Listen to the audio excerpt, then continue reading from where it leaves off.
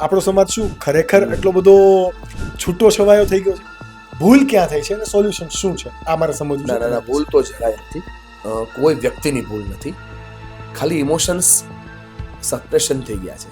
એ ઇમોશન્સને બહાર કાઢવાનું કામ આ પરિવારોત્સવને વંદન કરે છે.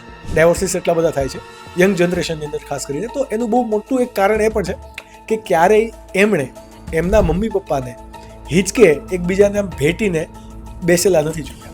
બહુ સાચી વાત છે. તમને ગમશે નહીં ને, લોકોને પણ સાંભળવું નહીં ગમે. સાલા આપણે એટલા હરામી માણસ થઈ ગયા છીએ કે આપણે બેડરૂમમાં જે કરવાનું હોય ને બધું બહાર કરીએ છીએ અને બહારનું બધું બેડરૂમમાં થઈ ગયું છે. કેમ કે સ્નેહમિલનનો હેતુ કેવો હતો? લોકો આવે, બેસે, ઇનામ વિતરણ થાય, બે સારા મોભીઓ સ્પીચ આપે, અમારા જેવા એન્કરો શાયરીઓ ઠપઠપાવે, તાળીઓ પડાવડાવે, ઇનામ લઈ છોકરા ઘરે જાય, જમણવાર થાય અને બે પરિવાર છૂટા થાય, ભેગા નો થાય. કેમ કે ત્યાં એવી કુથલી થઈ હોય કે એમાં ઘરે જઈને બે પરિવાર ઝઘડવાના જ થાય. હું તો એવું કહું કે માતા પિતા તો એ જનરેશનમાં જ હતા કે એમને એમના માતા પિતા સાથેનો એક સંબંધ હતો, પણ આજે છૂટી છવાયેલી જે નવી જનરેશન આવી એમને માતા સાથેનું મિલન કરાવવું, અને જે રડે છે લોકો લિટરલી, એટલે કેમ ને કે બધા લોકો એક ડિમાન્ડ હતી કે ભાઈ મનીષ વઘાસિયા આ વસ્તુ કરે છે, મનીષ વઘાસિયા આ કરે છે. લોકો એવું પૂછતા કે આના પૈસા હોય કે શું, બટ મને ખ્યાલ છે કે એ સમયે આપણે કોઈ એની ફીસ નતા, પણ જે ટ્રાન્સફોર્મેશન આવતું હતું એ ટ્રાન્સફોર્મેશન અત્યારે બહુ બધી સંસ્થા કોપી કરે છે. 2016માં યસ દોસ્ત, 2016માં મેં પહેલો પ્રયોગ કરેલો. મનીષ વઘાસિયાની અંદર શું ટ્રાન્સફોર્મેશન આવ્યું બીજા લોકોની ટ્રાન્સફોર્મેશન જોઈને? એટલે હું બોલી ન શકતો દોસ્ત. આ મુદ્દો આવે ને તો મારા ગળામાં ડૂબો પડી હતો કે આટલું દુઃખી દુનિયા હશે. મેં વિચાર્યું કે દુનિયા બહુ દુઃખી છે અને દુઃખી દુનિયાને જોઈએ છે એક એવો કાન કે જેને સાંભળે. તો મેં પ્રયત્ન કર્યો કે એ કાન બહારનો વ્યક્તિ નો બનવો જોઈએ. જો બહારનો વ્યક્તિ બનશે તો એનો મિસયુઝ થશે. પણ પરિવારોત્સવ જે છે એ મને બહુ ટચ કરતો વિષય છે. એના કરતા વધારે ટચ કરે છે મને વંદન. કે ભાઈ કોઈ પણ પરિવારોત્સવ કે વંદનનો પ્રોગ્રામ હોય તો મનીષભાઈ આપણને એવું પૂછે કે લોકોને રડાવવાના છે, કેટલા રડાવવાના છે. તો is that true or not? આજે બી નહીં ને કાલે બી નહીં. હું કોઈ દિવસ કોઈ માણસને પૂછતો નથી કે તમારે રડાવવાના છે. હું રડાવવાનો સિલેબસ ચલાવતો જ નથી. 1900 જેટલા તમે લગભગ સેશન ફ્રી કર્યા, યસ રાઈટ? અને આપણી પોડકાસ્ટ પહેલા જ હજી વાત થઈ કે નો ડાઉટ મારે આ પોડકાસ્ટની અંદર લેવું નહોતું, બટ ના તમે લઈ શકશો. ફ્લો જાય છે જે છે આ જ છે. હા, પણ પૈસા માંગવામાં તકલીફ પડે એવું તમે કહેવા માંગો છો ને? અતિશય તકલીફ પડે જ ને સાહેબ. પૈસા છે ને, પૈસા જો સબ દુઃખ કા એક ही કારણ है पैसा. માય ડિયર ફ્રેન્ડ, જ્યારે 1 જાન્યુઆરી 2021માં મેં મારી માનસ લાઈફ કોચ બનાવી ત્યારે લોકોને 2500 રૂપિયા આપવામાં પણ મને તકલીફ પડતી હતી, કેમ કે હું ફ્રી અવેલેબલ હતો. અને 2500 રૂપિયાની એક ઇવેન્ટ હું કરવા જતો ત્યારે પણ લોકોને 2500 રૂપિયા એમ. એ તમે મારું એક્ઝામ્પલ બી સાંભળ્યું હશે કે હું મસ્ત મજાની હમણાં એક વાત કરતો હતો કે જીવનમાં મસાલિયા જેવું જીવન કેમ જીવાય, અને એક કાકા પાછળ બેઠા બેઠા આવી રીતે આમ 135 ચોળતા હતા અને એવી રીતે અત્યારે વાયરલ થઈ છે. તો આમ ચોળતા હતા એનો મને પ્રોબ્લેમ જ નથી, પણ આ ખાલી માવો નથી ચોળાઈ રહ્યો, એનું જીવન ચોળાઈ રહ્યું છે. મારાથી, મારા બોલવાથી શું ફરક પડવાનો સાહેબ? એમના જીવનમાં કરવાથી બહુ ફરક પડે. તમે બધા જ સેક્ટર સાથે લીધા છે કે પ્રેમમાં નિષ્ફળતા હોય, ધંધામાં નિષ્ફળતા હોય. તો આપણે બધા ભણતા હતા નાના હતા ત્યારે કે નિષ્ફળતા એ સફળતાની ચાવી છે. બરાબર છે. તો હું એમ કહું છું કે ચાવી તમારી પાસે જ છે, તો તમે શોધો શું કહો છો? પ્રોબ્લેમ શું છે ખબર? આપણી ચાવી છે આપણી પાસે, પણ તાળું કયું છે આપણે ભૂલી ગયા. એટલે માણસને, તમને શું લાગે આ દુનિયામાં સૌથી અઘરું શું છે ખબર? મરવું.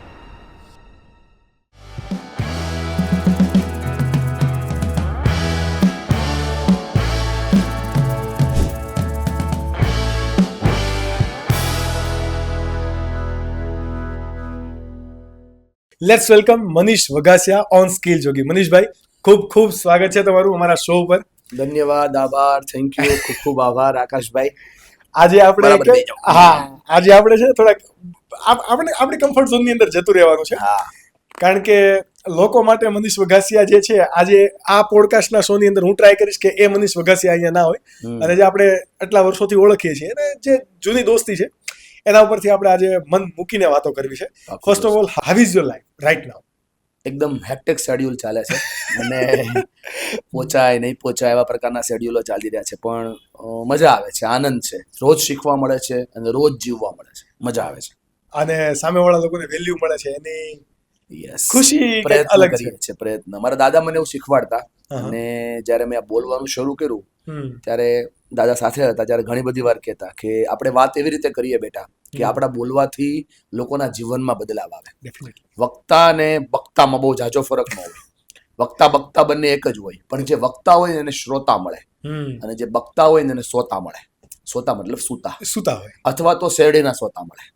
તો મેં એવો પ્રયત્ન હંમેશને માટે રાખ્યો કે મારે વક્તા નથી બનવું, મારે વક્તા બનવું છે. અને એ વક્તા કે જેના બોલવાથી લોકોના જીવનમાં ફરક પડે, જેના બોલવાથી સામેવાળાના પ્રશ્નો સોલ્વ થાય, જેના બોલવાથી સામેવાળા વ્યક્તિને એવું થાય કે કોઈક વ્યક્તિ છે જે મારા દર્દને બોલ્યા વગર પણ સાંભળી શકે છે.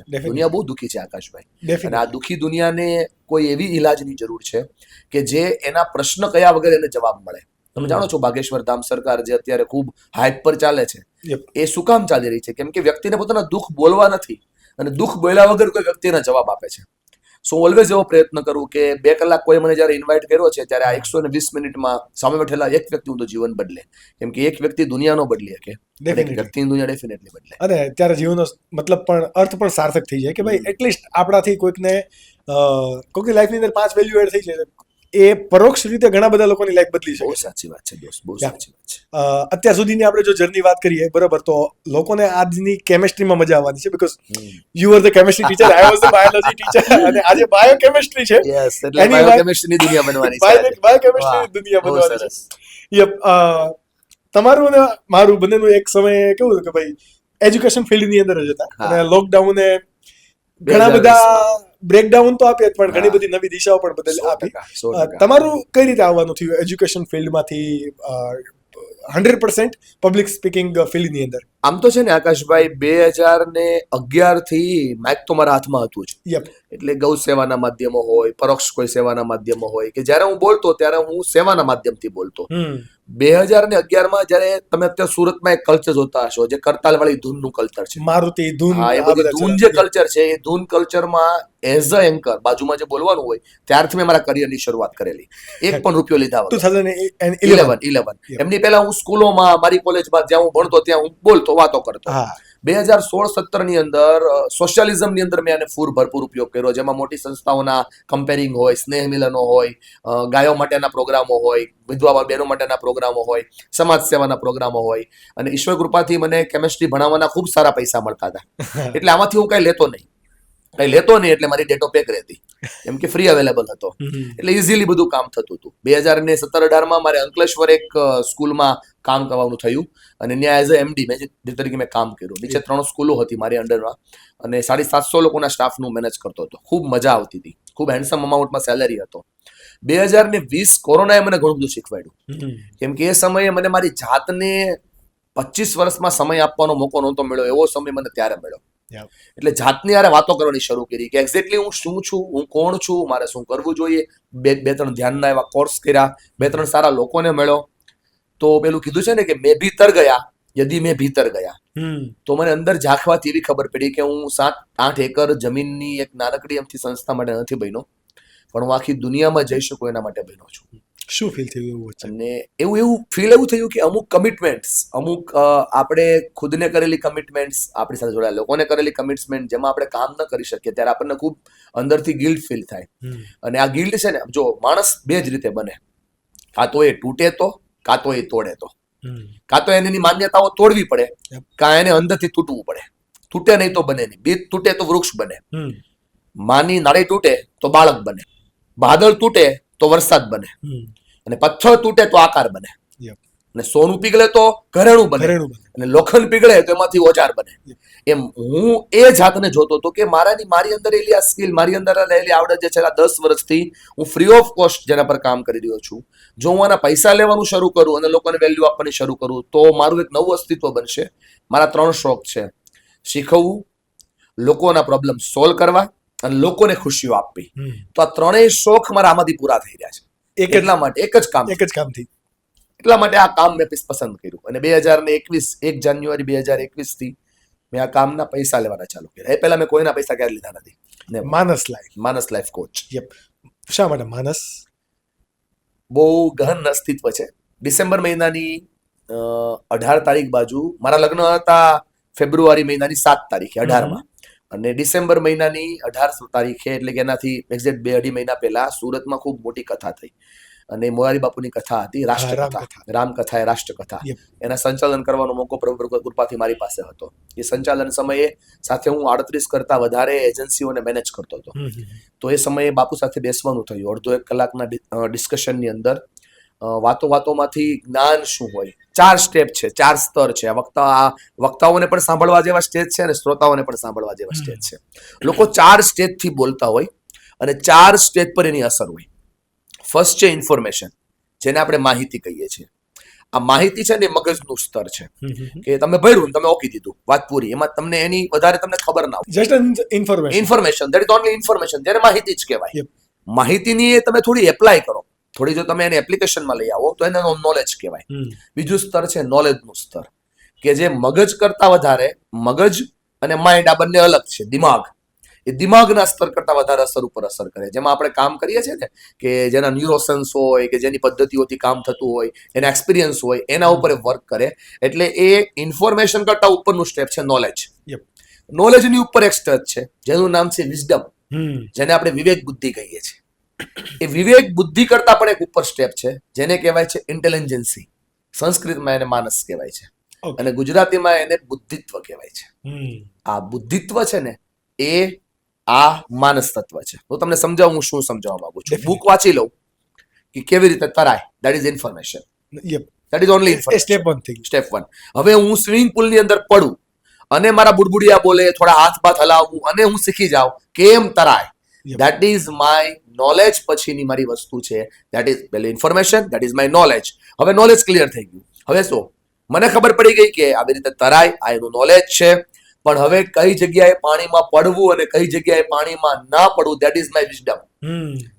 હામાં પાણીમાં તરાય નહીં, પૂર આવ્યું ત્યાં પડાય નહીં, આ વિઝડમ, વિવેક બુદ્ધિ. અચ્છા, હવે એની ઉપર શું છે, પાણીમાં પડતા પહેલા, પાણીમાં પડ્યા પછી અને પાણીમાં પડ્યા પહેલાની ને પછીની અસરો શું થશે તમને પહેલી દેખાવા લાગે, ધેટ ઇઝ ઇન્ટેલિજન્સી. એ બુદ્ધિત્વ છે. સો માય ડિયર ફ્રેન્ડ, આ સ્તર છે અને આ 4 સ્તરના જ માણસો આ દુનિયામાં છે. ડેફિનેટલી. તો મને બાપુ એવું કીધું કે આપણે અમદાવાદની ટિકિટ લઈએ ને તો ભરૂચ તો આપોઆપ આવે. એટલે ઇન્ટેલિજન્સી અમદાવાદની ટિકિટ છે, એમાં ભરૂચ આપોઆપ આવશે. એટલે જ્યારે હું મારા શ્રોતાઓ સાથે વાત કરું છું ત્યારે હું આ સ્તર પરથી વાત કરું છું, માનસ, જે બુદ્ધિત્વ સ્તર છે. એટલે બુદ્ધિત્વના સ્તરની અંદર બૌદ્ધિકતા પણ આવી જાય, વિવેક બુદ્ધિ પણ આવી જાય, માહિતી પણ આવી જાય અને જ્ઞાન પણ આવી જાય. 4 વસ્તુ આવી જાય. તમારી સામે જે ઓડિયન્સ બેઠું છે ને, એ ખાલી તમને સાંભળવા નથી બેઠું, એ તમને જજ કરવા બેઠું છે. એ તમારી વાતોને ત્રાજવામાં તોડે છે, એ તમારા શબ્દોને ત્રાજવામાં તોડે છે, એ તમારી બોડી લેંગ્વેજને ત્રાજવામાં તોડે છે, તમારા શબ્દના આરોહરોને ત્રાજવામાં તોડે. એ એક એક વસ્તુને નોટ કરે છે, તમારા પિનને નોટ કરે છે, તમારા પોઈન્ટને નોટ, તમારા શાયરીઓને નોટ કરે છે, તમે બોલેલી વસ્તુ કોનો કોટ છે એને નોટ કરે છે, એ કોટ સાચો છે ખોટો છે નોટ કરે છે, તમે બોલેલી વસ્તુ હાલમાં છે કે નહીં નોટ કરે છે. મેં એવા એક્ઝામ્પલો જોયા છે કે હું કોઈ એક્ઝામ્પલ શેર કરતો હોય, કોની બાયોગ્રાફી શેર કરતો હોય, કોનો બિટ પોઈન્ટ શેર કરતો હોય, હજી તો એનો ફોટો એલઈડી પર આવ્યો ન હોય, એ પહેલા ગૂગલ પર એનું નામ સર્ચ કરતા હોય. તમને 3 દિવસ પહેલાનું એક્ઝામ્પલ આપું. એક દીકરીઓનો પ્રોગ્રામ હતો, મારી સામે 2000 દીકરીઓ બેઠી હતી અને હું મેરિસા મેયરની વાત કરતો હતો, જે હાલમાં યાહૂના સીઈઓ નથી. અને મેં એવું જ કીધું કે યાહૂના સીઈઓ છે. જો હું એ સમય પછી એક સેન્ટેન્સ ના બોલત કે જે અત્યારે નથી એમ, તો એ મારી વાતને વિરોધમાં જે છોકરીઓ સાંભળત. કેમ કે 4 કરતા વધારે મેં મોબાઈલ અંદર જોયા કે જેમાં મેરિસા મેયર ગૂગલમાં સર્ચ થતી હતી. સો હાલની દુનિયા આ છે, તમે જે બોલો છો એના કરતા વધારે સાંભળનારા બહુ ફાસ્ટ છે. હું શીખવતો શિક્ષકોને જ્યારે ટ્રેનિંગ લેતો ને ત્યારે કે ચેતી જાજો શિક્ષકો, તમારા બાળકો તમારા કરતા ખાલી 1 કલાક જ પાછળ છે. કેમ? તો કે તમે સ્ટાફ રૂમમાં શીખીને જાઓ છો અને ક્લાસરૂમમાં ભણાવો છો. છોકરાઓ ત્યારે જ શીખે. સ્ટાફ રૂમમાં શીખીને ગયા અને ક્લાસરૂમમાં ભણાવો. હમણાં હું જ્યારે ટ્રેનિંગ લઉં શિક્ષકોની, ત્યારે હમણાં હું એને એમ કહું છું, ચેતી જાજો વિદ્યાર્થીઓ અને વાલીઓ સાથે, મારા શિક્ષક મિત્રો ખાસ ચેતજો. કેમ? કેમ કે તમારા વાલીઓ અને તમારા વિદ્યાર્થીઓ તમારા કરતા 5 દિવસ આગળ છે. એને શનિ રવિની અંદર એને એ કોર્સ ભણી લીધો છે કે જે તમે એને શીખવવાના છો. કઈ કંપનીના નામ આપણે લેવા નથી, પણ એ કંપનીઓની વેબસાઇટ પરથી એમણે ફિઝિક્સ ભણી લીધું છે અને તમે એને ભણાવવાના છો. એટલે તમને પૂછશે, એને મેથ્સ ભણ્યું છે અને તમે ભણાવવાના છો એટલે પૂછશે કે સર, પાયથાગોરસનો પ્રમેય કોઈ બીજી રીતે શીખવાડી શકાય? તમારી પાસે જવાબ નહીં હોય. એટલે એઝ અ વક્તા તરીકે મારે બહુ ધ્યાનમાં રાખવાનો વિષય છે. ઘણી બધી જવાબદારીઓ એઝ અ વક્તા તરીકે તમે જ્યારે કોઈ પણ સ્ટેજ પરથી બોલતા હોય ત્યારે ખાલી બોલી જવું એ એક કળા હોઈ શકે, પણ જવાબદારીઓ બહુ વધારે પડતી હોય છે. અને એમાં હું બહુ ધ્યાન રાખું છું દોસ્ત. હું કોઈ દિવસ જીમના પ્રોગ્રામ કરતો નથી, કોઈ દિવસ કરતો નથી. હું કોઈ દિવસ હેલ્થના પ્રોગ્રામો કરતો નથી. હું કોઈ દિવસ મેરેથોનનું બ્રાન્ડ એમ્બેસેડર બનતો નથી, કેમ કે એ હું કરતો નથી, તો મારે બોલવાનો હક નથી. મને બહુ સારા મારા ગુરુ છે, જેને મેં મારા વક્તા તરીકેના ભાવમાં ખૂબ આગળ રાખ્યા છે. દંતાલીમાં રહે છે અને પદ્મભૂષણ છે, સચ્ચિદાનંદ સ્વામી. સાંભળવા પણ ગમે, વાંચવા પણ ગમે. 2019ના વેકેશનોના સમય કોરોના પહેલા એમની યાર અમારે 2-2.5 કલાકની ગોષ્ઠી થઈ, અને હજી બી હું જ્યારે નવરો હોય ત્યારે એમને મળું છું. He is my super power, એ મારી બેટરી એન્જિન છે. તો મેં કીધું કે સ્વામી, આપણે બોલીએ અને લોકો આમ આંખો ફાડીને આપણને સાંભળ્યા કરે, એવું ક્યારે બને? તો સ્વામીએ કીધું કે બેટા, એવું તો ક્યારેય ન બને. તો મેં કીધું સ્વામી, તમે બોલતા હોય, તમે તો એક જગ્યાએ બેસીને બોલો છો, તો બી લોકો તમને બહુ પ્રેમથી સાંભળે છે, આવું કેમ થાય? મારે આવું શીખવું હોય તો સ્વામીએ કીધું કે બેટા, વક્તવ્ય એવું કર્તવ્ય કરી દે ને, એટલે તું જ્યાંથી બોલતો ત્યાંથી તને લોકો સાંભળે. મેં છેલ્લા 8 વર્ષમાં પ્રેક્ટિસ કરી છે કે જે હું બોલું છું ને દોસ્ત, એ હું જીવું છું. જો મને ક્યાંયથી શીખવા મળે, એક્ઝામ્પલ આપું છું, મને ક્યાંયથી શીખવા મળે કે તમે ઇમોશન્સને આવી રીતે કંટ્રોલમાં કરી શકો, તો હું બોલતો નથી. પહેલા હું એ શીખેલી વસ્તુને મારા જીવનમાં એપ્લાય કરું છું, અને જો મને રિઝલ્ટ મળે કે યસ આ વર્કેબલ છે, તો જ હું લોકો સામે બોલું છું. માત્ર વાંચીને બોલતો નથી, માત્ર સાંભળીને બોલતો નથી, સમજીને બોલતો નથી, અનુભવીને બોલું છું. અને હમણાં જ મેં સ્વામી જ્યારે લાસ્ટમાં મળ્યો ત્યારે મેં આભાર લેટર એમને આપ્યો કે વક્તવ્ય એ કર્તવ્યની અસર છે. પૂજ્ય ડોંગરેજી મહારાજના જીવનમાંથી આ શીખવા જેવી વાત છે કે જ્યારે બોલતા ને ત્યારે એ જીવનમાં હોય એ જ વાત બોલતા. સો ઓલવેઝ આપણે આના પર ફોકસ કરવું જોઈએ. ડેફિનેટલી. તમારી આ વાત ઉપરથી જસ્ટ મને એક બેક ઓફ ધી માઇન્ડ એક કેવું કે મારો બિઝનેસ જે છે એના ઉપરથી મને એક સ્પાર્ક થયું કે કોઈ પણ સોશિયલ મીડિયા હોય, અત્યારે કહેવાય ને કે લાઈવ સેમિનારની અંદર બોલવા જેટલું જ મુશ્કેલ છે સોશિયલ મીડિયા ઉપર બોલવું. 100% સાચી કારણ કે સોશિયલ મીડિયા ઉપર તો તાત્કાલિક ફોન પણ સાથે હોય ને વિડીયો પણ સાથે હોય, સર્ચ કરીને કમેન્ટ કરતા કઈ વાર ના લાગે. તો ત્યારે પણ સોશિયલ મીડિયાની અંદર પણ લોકો તેને જ વધારે પ્રેમ આપે છે જે વધારે નેચરલ રહે છે. જો ઇન્ડિયાની વાત કરું તો સૌથી વધારે ફોલોવર જો કોઈને હોય, ઇન્સ્ટાગ્રામની હું સ્પેસિફિકલી વાત કરું તો વિરાટ કોહલી. સેકન્ડ નંબર પર છે શ્રદ્ધા કપૂર. વિરાટ કોહલી એક એક્સેપ્શનલ આપણે કેસ લઈ લઈએ કે એ રમત એ લાઈવ દેખાડતો, એ ફોટા મૂકતો, ફોલોવર વધતા. પણ શ્રદ્ધા કપૂરની અંદર એના સોશિયલ મીડિયા ફેમ પર આપણે જ્યારે જોઈએ ત્યારે એ શું ખાય છે, એના પપ્પા સાથેનું કેવું રિયલ બિહેવિયર છે, આ વસ્તુ એ અપલોડ કરે છે અને એના કારણે એને પ્રેમ મળે છે. આ એક જસ્ટ ખાલી એક્ઝામ્પલ છે. સાચી વાત છે કે ભાઈ લોકો આવડી મોટી સેલિબ્રિટીની પણ જેટલી વાસ્તવિક લાઈફ છે એ જોઈ અને એ જ દેખાડે છે, લોકો એને ફોલો કરે છે, લોકો એને પ્રેમ કરે છે. અને સેમ વક્તા તરીકે જ્યારે તમે હમણાં વાત કરી કે ભાઈ જેવું તમારું કર્તવ્ય હોય એવું તમારું વક્તવ્ય થઈ જાય તો તમને સાંભળે. અને આઈ રિયલી એપ્રિશિએટ કે તમે સામેથી મને કીધું કે ભાઈ નહીં, આપણે જીમ વિશે કઈ બોલતા નથી, આપણે કરતા તો કેમ બોલીએ, પણ કેવું ને કે એક just part of the fun, gym કેમ નથી કરતા? તમે હેલ્થ ઉપર અત્યારે શું એક્ટિવિટી થઈ રહી છે? નથી કરી રહ્યો કોઈ પણ એક્ટિવિટી, અને એમાં હું બહુ ક્લિયર છું. મારી વાત ને આને હવે 2025નો આ ટાર્ગેટ છે મારો.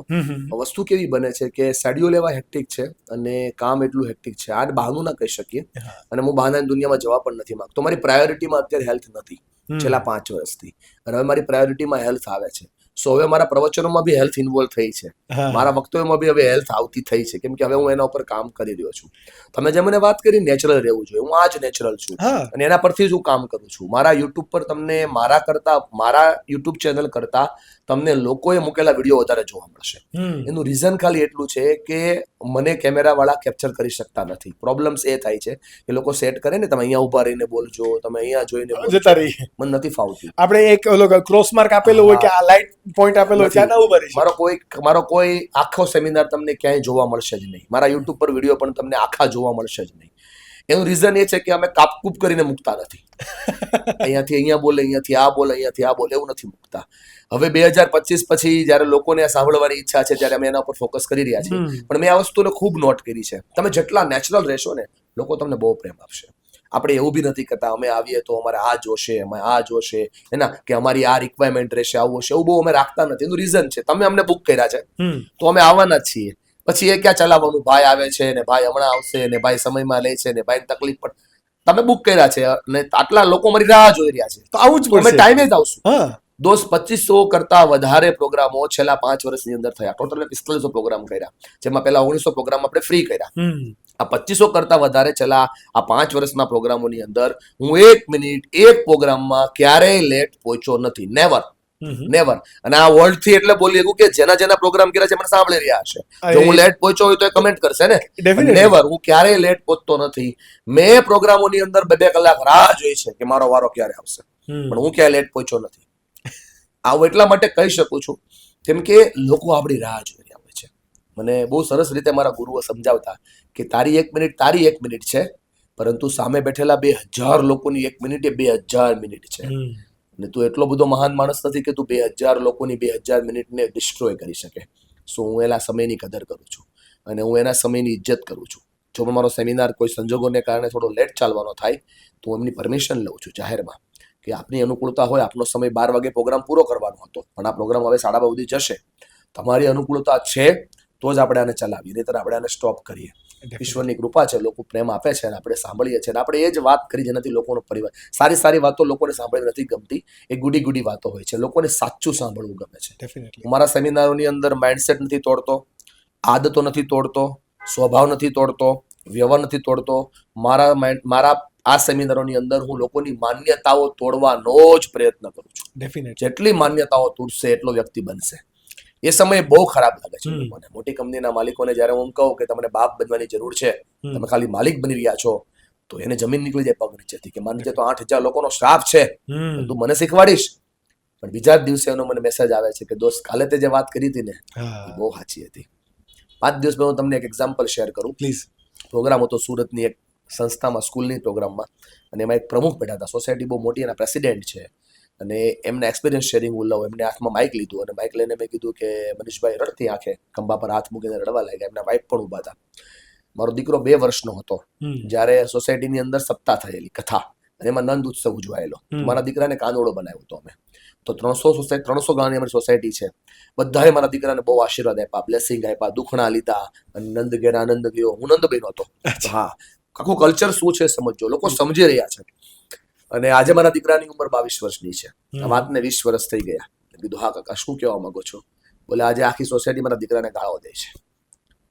કે કીધું શું કામ, આવું શું કામ? બોલે ભગવાને તો મને કૃષ્ણ જ આપ્યો હતો, મારી પરવરિશમાં દમ નહોતો ને એટલે કંસ બની ગયો છે. આ પરવરિશમાં દમ નહોતો એટલે કંસ બની ગયો છે. મેં કીધું બહુ અઘરી વાત છે સાહેબ. એ વાત જ્યારે એક બાપ બોલી શકે ને ત્યારે બાળકનું યુવાનનું ભવિષ્ય બદલી ગયું. કેમ કે એને દેખાણું કે મારા દીકરામાં ગુણ તો દેવતાના હતા, દૈત્ય બનાવવાનું કામ મારાથી થયું. જાણતા કે અજાણતા થયું. તો અમે આની ઉપર વર્ક કરીએ છીએ. અમે ચેતના સ્તર ઉપર કામ કરીએ છીએ, સંવેદનાના સ્તર ઉપર કામ કરીએ છીએ. ફોટો પાડવાના સ્તર ઉપર કામ નથી કરતા. આજ સુધી અમે કોઈ દિવસ કોઈનું શેરિંગ પર શેર નથી કરતા. માનો આજે અત્યારે હું બોલું છું, મારી પાસે રેકોર્ડિંગ છે એનું, મારા કેમેરામાં એ રેકોર્ડ થયેલી વસ્તુ છે. અને જો હું મારા ઇન્સ્ટાગ્રામ પરથી આ વસ્તુ મૂકું તો બોલો વાયરલ થાવ કે ન થાવ? વાયરલ થાય, પણ એ કરાય નહીં. એ ના કરાય. એનું રીઝન એ છે કેમ કે એ બાપ ત્યાર પછી ક્યારેય નહીં બોલે.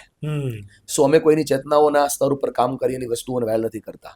લોકો ખુલે છે આકાશભાઈ. લિટરલી એક સ્કૂલના પ્રોગ્રામની અંદર એક દીકરી ઊંચો હાથ કરે છે, ઊંચો હાથ કરીને કહે છે કે ભાઈ મારે તમને શેર કરવું છે. મેં કેમેરા બંધ કરાવ્યા. એમણે ઊંચો હાથ કરીને કીધું કે મારે અત્યારે A1 ગ્રેડ આવેલો છે 10મા ધોરણની અંદર. અત્યારે હું 12મામાં છું, ખૂબ મહેનત કરી રહી છું, પણ મારાથી 2 વર્ષથી કન્ટિન્યુઅસ એક ભૂલ થઈ રહી છે. એ ભૂલ એવી છે કે મારું પપ્પા દુનિયામાં નથી, મારા મમ્મી અને હું 2 જ અમે દુનિયામાં છીએ. મારા મમ્મી કામ કરે છે લેસ પટ્ટી મૂકવાનું, અને મારું અને મારા મમ્મીનું બંનેનું એક વ્યક્તિ હારે અફેર છે છેલ્લા 2 વર્ષથી, એક વ્યક્તિ સાથે.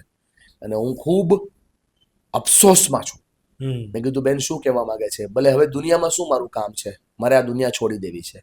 એના શિક્ષકને પૂછ્યું કેવી વિદ્યાર્થીની? બોલે બહુ હોશિયાર વિદ્યાર્થી, એકાઉન્ટમાં 100માંથી 100 લાવે, સ્ટેટમાંથી 100માંથી 100 લાવે, આટલી પાવરફુલ છોકરી છે.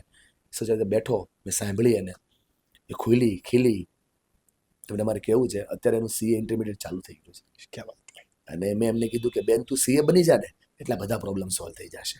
કેમ કે આ દુનિયાને છે ને સાંભળવામાં જરાય રસ નથી, આ દુનિયાને જોવામાં રસ છે. બરાબર ને? પાસપોર્ટ સાઇઝનો ફોટો આપણે સ્કૂલમાં આપી દીધો ને, બધાય આપ્યો ને, પણ આ પાસપોર્ટ સાઇઝનો ફોટો બેનર સાઇઝનો બને એમાં લોકોને રસ છે. બેનર સાઇઝનો બનાવવામાં મહેનત કરવી પડે, એમાં ખોલવું પડે. બહુ પ્રેક્ટિકલ વાત છે દોસ્ત. જે વ્યક્તિ ખુલતો નથી ને એ ખતમ થઈ જાય છે, ખલાસ થઈ જાય છે અને ખતરનાક થઈ જાય છે. ડેફિનેટલી ખતમ થાય ને તો બહુ ચિંતા નથી, થઈ ગયો. ખલાસ થાય ત્યારે પરિવારને દુઃખ થાય છે, અને ખતરનાક થાય એટલે સમાજ ચિંતામાં આવી જાય છે. હવે એનો સીધો જ રસ્તો છે. જો વ્યક્તિને ખલાસ ના થવા દેવો હોય, ખતમ ના થવો દેવો હોય, ખતરનાક ના થવા દેવો હોય, તો વ્યક્તિને ખોલવો પડે. જે ખુલે છે ને એ જ ખીલે છે, અને ખોલવાના અને ખીલવાના રસ્તાઓ બહુ ઓછા છે. એક શિક્ષકનો ખંભો અને એક બાપનો ખંભો એ જ વિદ્યાર્થીને ખોલી શકે. ડેફિનેટલી એક માનો ખોળો અને એક પ્રકૃતિનો ખોળો એ જ વ્યક્તિને ખોલી શકે. ખોલી શકે. ખોલવાના રસ્તાઓ બહુ ઓછા છે એટલે અત્યારે લોકો બધા ફ્રસ્ટ્રેટ થયા છે. તો હું એ પ્રયત્ન કરું છું કે એ ખુલે. ડેફિનેટલી તમે જેટલા પણ પ્રયત્નો કરો છો એની અંદર જ્યારે એક વસ્તુ હોય પબ્લિક સ્પીકિંગ, એની અંદર જ બહુ બધી પેટા શાખાઓ છે, બરાબર. મારે આને એક કોર કન્સેપ્ટ તરીકે લઈ જવો છે કે જે આવનારા ભવિષ્યની અંદર સ્પીકિંગ ફિલ્ડની અંદર આવવા માંગે છે, in terms of physical speaking અથવા તો પછી સોશિયલ મીડિયા પર ગમે ત્યાં આવે. અત્યારે તમે મોટિવેશનલ સ્પીકર તરીકે, એન્કર તરીકે, એક કોચ તરીકે અને એક ક્યાંક બિઝનેસ ટ્રેનર તરીકે આ 4 સેગમેન્ટની અંદર ઇન જનરલી હું જેટલો તમને જાણું છું ત્યાં સુધી મેં જોયા છે, રાઈટ. આ 4 વસ્તુની કહેવાય કે કોર સબ્જેક્ટ અલગ અલગ છે. ઘણા વક્તાઓને મેં એવા પણ જોયા છે કે એમની પાસે એક વસ્તુની માસ્ટરી હોય ઊંડાણપૂર્વક. તમે 4 વસ્તુને કઈ રીતે મેનેજ કરી શકો અને કઈ રીતે એને તમે ડિફરન્શિએટ કરી શકો? મને આકાશ ખબર જ નહોતી કઈ. હું તો ચલતા ગયા, કારવા બનતા ગયા. મને કોઈ શીખવાડ્યું. હું જયારે 8મું ભણતો હતો પહેલી વાર, ત્યારે મારી જીભ સ્કર્ટ હતી, હું તોતરા હતો. તોતરાથી જીભે હું બોલતો. આજે તારી હારે જયારે વાત કરું છું, તારી હારે મારા ઇમોશન્સ સેટ છે દોસ્ત. તો તારી હારે જયારે હું વાત કરું છું, આજે મારી વાતમાં સ્કર્ટ થવાની જ છે. તું ગમે એવું રીડિંગ કરશે તો બી થશે, કેમ કે આ મારી ફોલ્ટ નથી, આ મારો નેચર છે. હું મારી મમ્મી હારે જયારે વાત કરું ત્યારે મારી જીભ સ્કર્ટ થાય જ છે, પપ્પા હારે ત્યારે થાય જ છે. જેમની હારે મારા ઇમોશન્સ જોડાયેલા છે ને ત્યાં થવાનું જ છે. તો અંબે માત કી જય, ત્યાંથી મારી કરિયરની શરૂઆત થઈ. મારા દાદા બોલે કે ભાઈ 500 ગ્રામ ઘી, 500 ગ્રામ દિવેલ, 1.5 કિલો જુવાર, તો હું પાછળથી બોલું અંબે માત કી જય. હવે મને ક્યાં ખબર હતી કે આ અંબે માત કી જય બોલું છું એને કમ્પેરિંગ કહેવાય. કમ્પેરિંગ ના, બરાબર. પછી સ્કૂલોની અંદર એક પાત્ર અભિનયો ચાલુ કર્યા, વાતો કરવાની ચાલુ કરી, કવિતાઓ ભણવાની ચાલુ કરી, ચારણ કન્યા, બાળી બોળી ચારણ કન્યા લાની, આ બધું ચાલુ કર્યું. તો એ મને ક્યાં ખબર હતી કે હું જે બોલી રહ્યો છું એને એન્કરિંગ કહેવાય કે એને રેપ વોક કહેવાય, અને મને કઈ ખબર જ નહોતી. વહેલું મેં એન્કરિંગ, જેને આપણે એન્કરિંગ કહીએ છીએ, 2011 કર્યું. આ ભાઈ આવશે ને આ ભાઈ સન્માન કરશે. પછી મને કોઈ કીધું કે આને એન્કરિંગ કહેવાય. તો મેં એ કરવાનું ચાલુ કર્યું, કરતો ગયો. ક્યારેક મેં સૌથી પહેલા સૌરાષ્ટ્ર પટેલ સેવા સમાજના પેલું જે મહુવા જેસર તાલુકાનું જે સ્નેહ મિલન, સૌથી પહેલી વખત મેં ત્યારે તમને સાંભળેલા. ત્યારે તમે ઘણા વર્ષથી કરી અને એ એટલે એન્કરિંગ શરૂ કર્યું. પછી કથાઓની અંદર બહુ નીડ પડતી, એક વ્યક્તિ બોલી શકે. તો એક ભાઈએ મને આવીને એવું કીધું કે તું જે કામ કરે છે ને એને કાર્યક્રમના સારથી, મતલબ કાર્યક્રમના સંચાલક કહેવાય. તો એ સંચાલક શું છે ખબર પડી. રોટરી ક્લબે મને શીખવાડ્યું કે આને એમઓસી કહેવાય, માસ્ટર ઓફ સેરેમની. અચ્છા, માસ્ટર ઓફ સેરેમની, એમઓસી કહેવાય. એ જો બધાનો રોલ અલગ છે. આજ સુધીમાં મારી પાસે 550 કરતા વધારે વિદ્યાર્થીઓ શીખીને ગયા છે વિના મૂલ્યે. એમની પાસે ટોકન ઓફ અમાઉન્ટ લેવામાં આવે છે. મારી એક સંસ્થા ચાલે છે, એ સંસ્થાના શિક્ષકો અને એમના ભાડા પેટે લેવામાં આવે છે. મનીષ વગાસિયાએ એ 650 લોકો પાસેથી ₹1 પણ લીધો નથી ક્યારે શીખવાનો. તો એમને મેં એમઓસી પણ શીખવાડ્યું છે, કાર્યક્રમના સંચાલક પણ શીખવાડ્યું છે, હોસ્ટ પણ શીખવાડ્યું છે, આરજે પણ શીખવાડ્યું છે. એમને મેં કાર્યક્રમને કેવી રીતે કંટ્રોલ કરાય એ પણ શીખવાડ્યું છે, શબ્દ સારથી શું એ પણ શીખવાડ્યું છે, કોચ બનવાના કન્સલ્ટન્ટ શું એ શીખવાડ્યું છે. આવનારા સમયની સૌથી મોટી ડિમાન્ડ છે કાઉન્સલર. એ કાઉન્સલરિંગ કેમ થાય એ પણ શીખવાડ્યું છે. અત્યારે હું અલગ અલગ ફિલ્ડમાં એટલા માટે વર્ક કરું છું કેમ કે મને એક જ વસ્તુ જોઈએ છે, લોકોના પ્રોબ્લેમ સોલ્વ કરવા છે.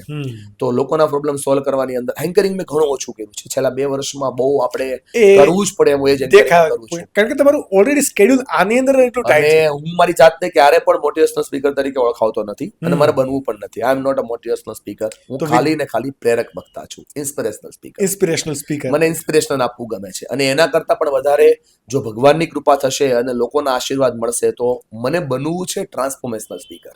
હજુ હું કહેતો નથી કે હું 10માંથી 10 છું, 10માંથી 1-2 એ પહોંચ્યો છું કે મારા બોલવાથી વ્યક્તિનું જીવન ટ્રાન્સફોર્મ થવું જોઈએ. ચેન્જ છે ને, ચેન્જ એ કમ્પલસરી ના હોય પણ ટ્રાન્સફોર્મેશન એ કમ્પલસરી હોય. આપણે આજે આવા બન્યા ને તો આપણે ટ્રાન્સફોર્મેશનથી બન્યા અને બદલાવથી જીવન બદલે છે. સો ટચ મુ એન્ડ ઇન્સ્પાયર મારી થિયરી છે.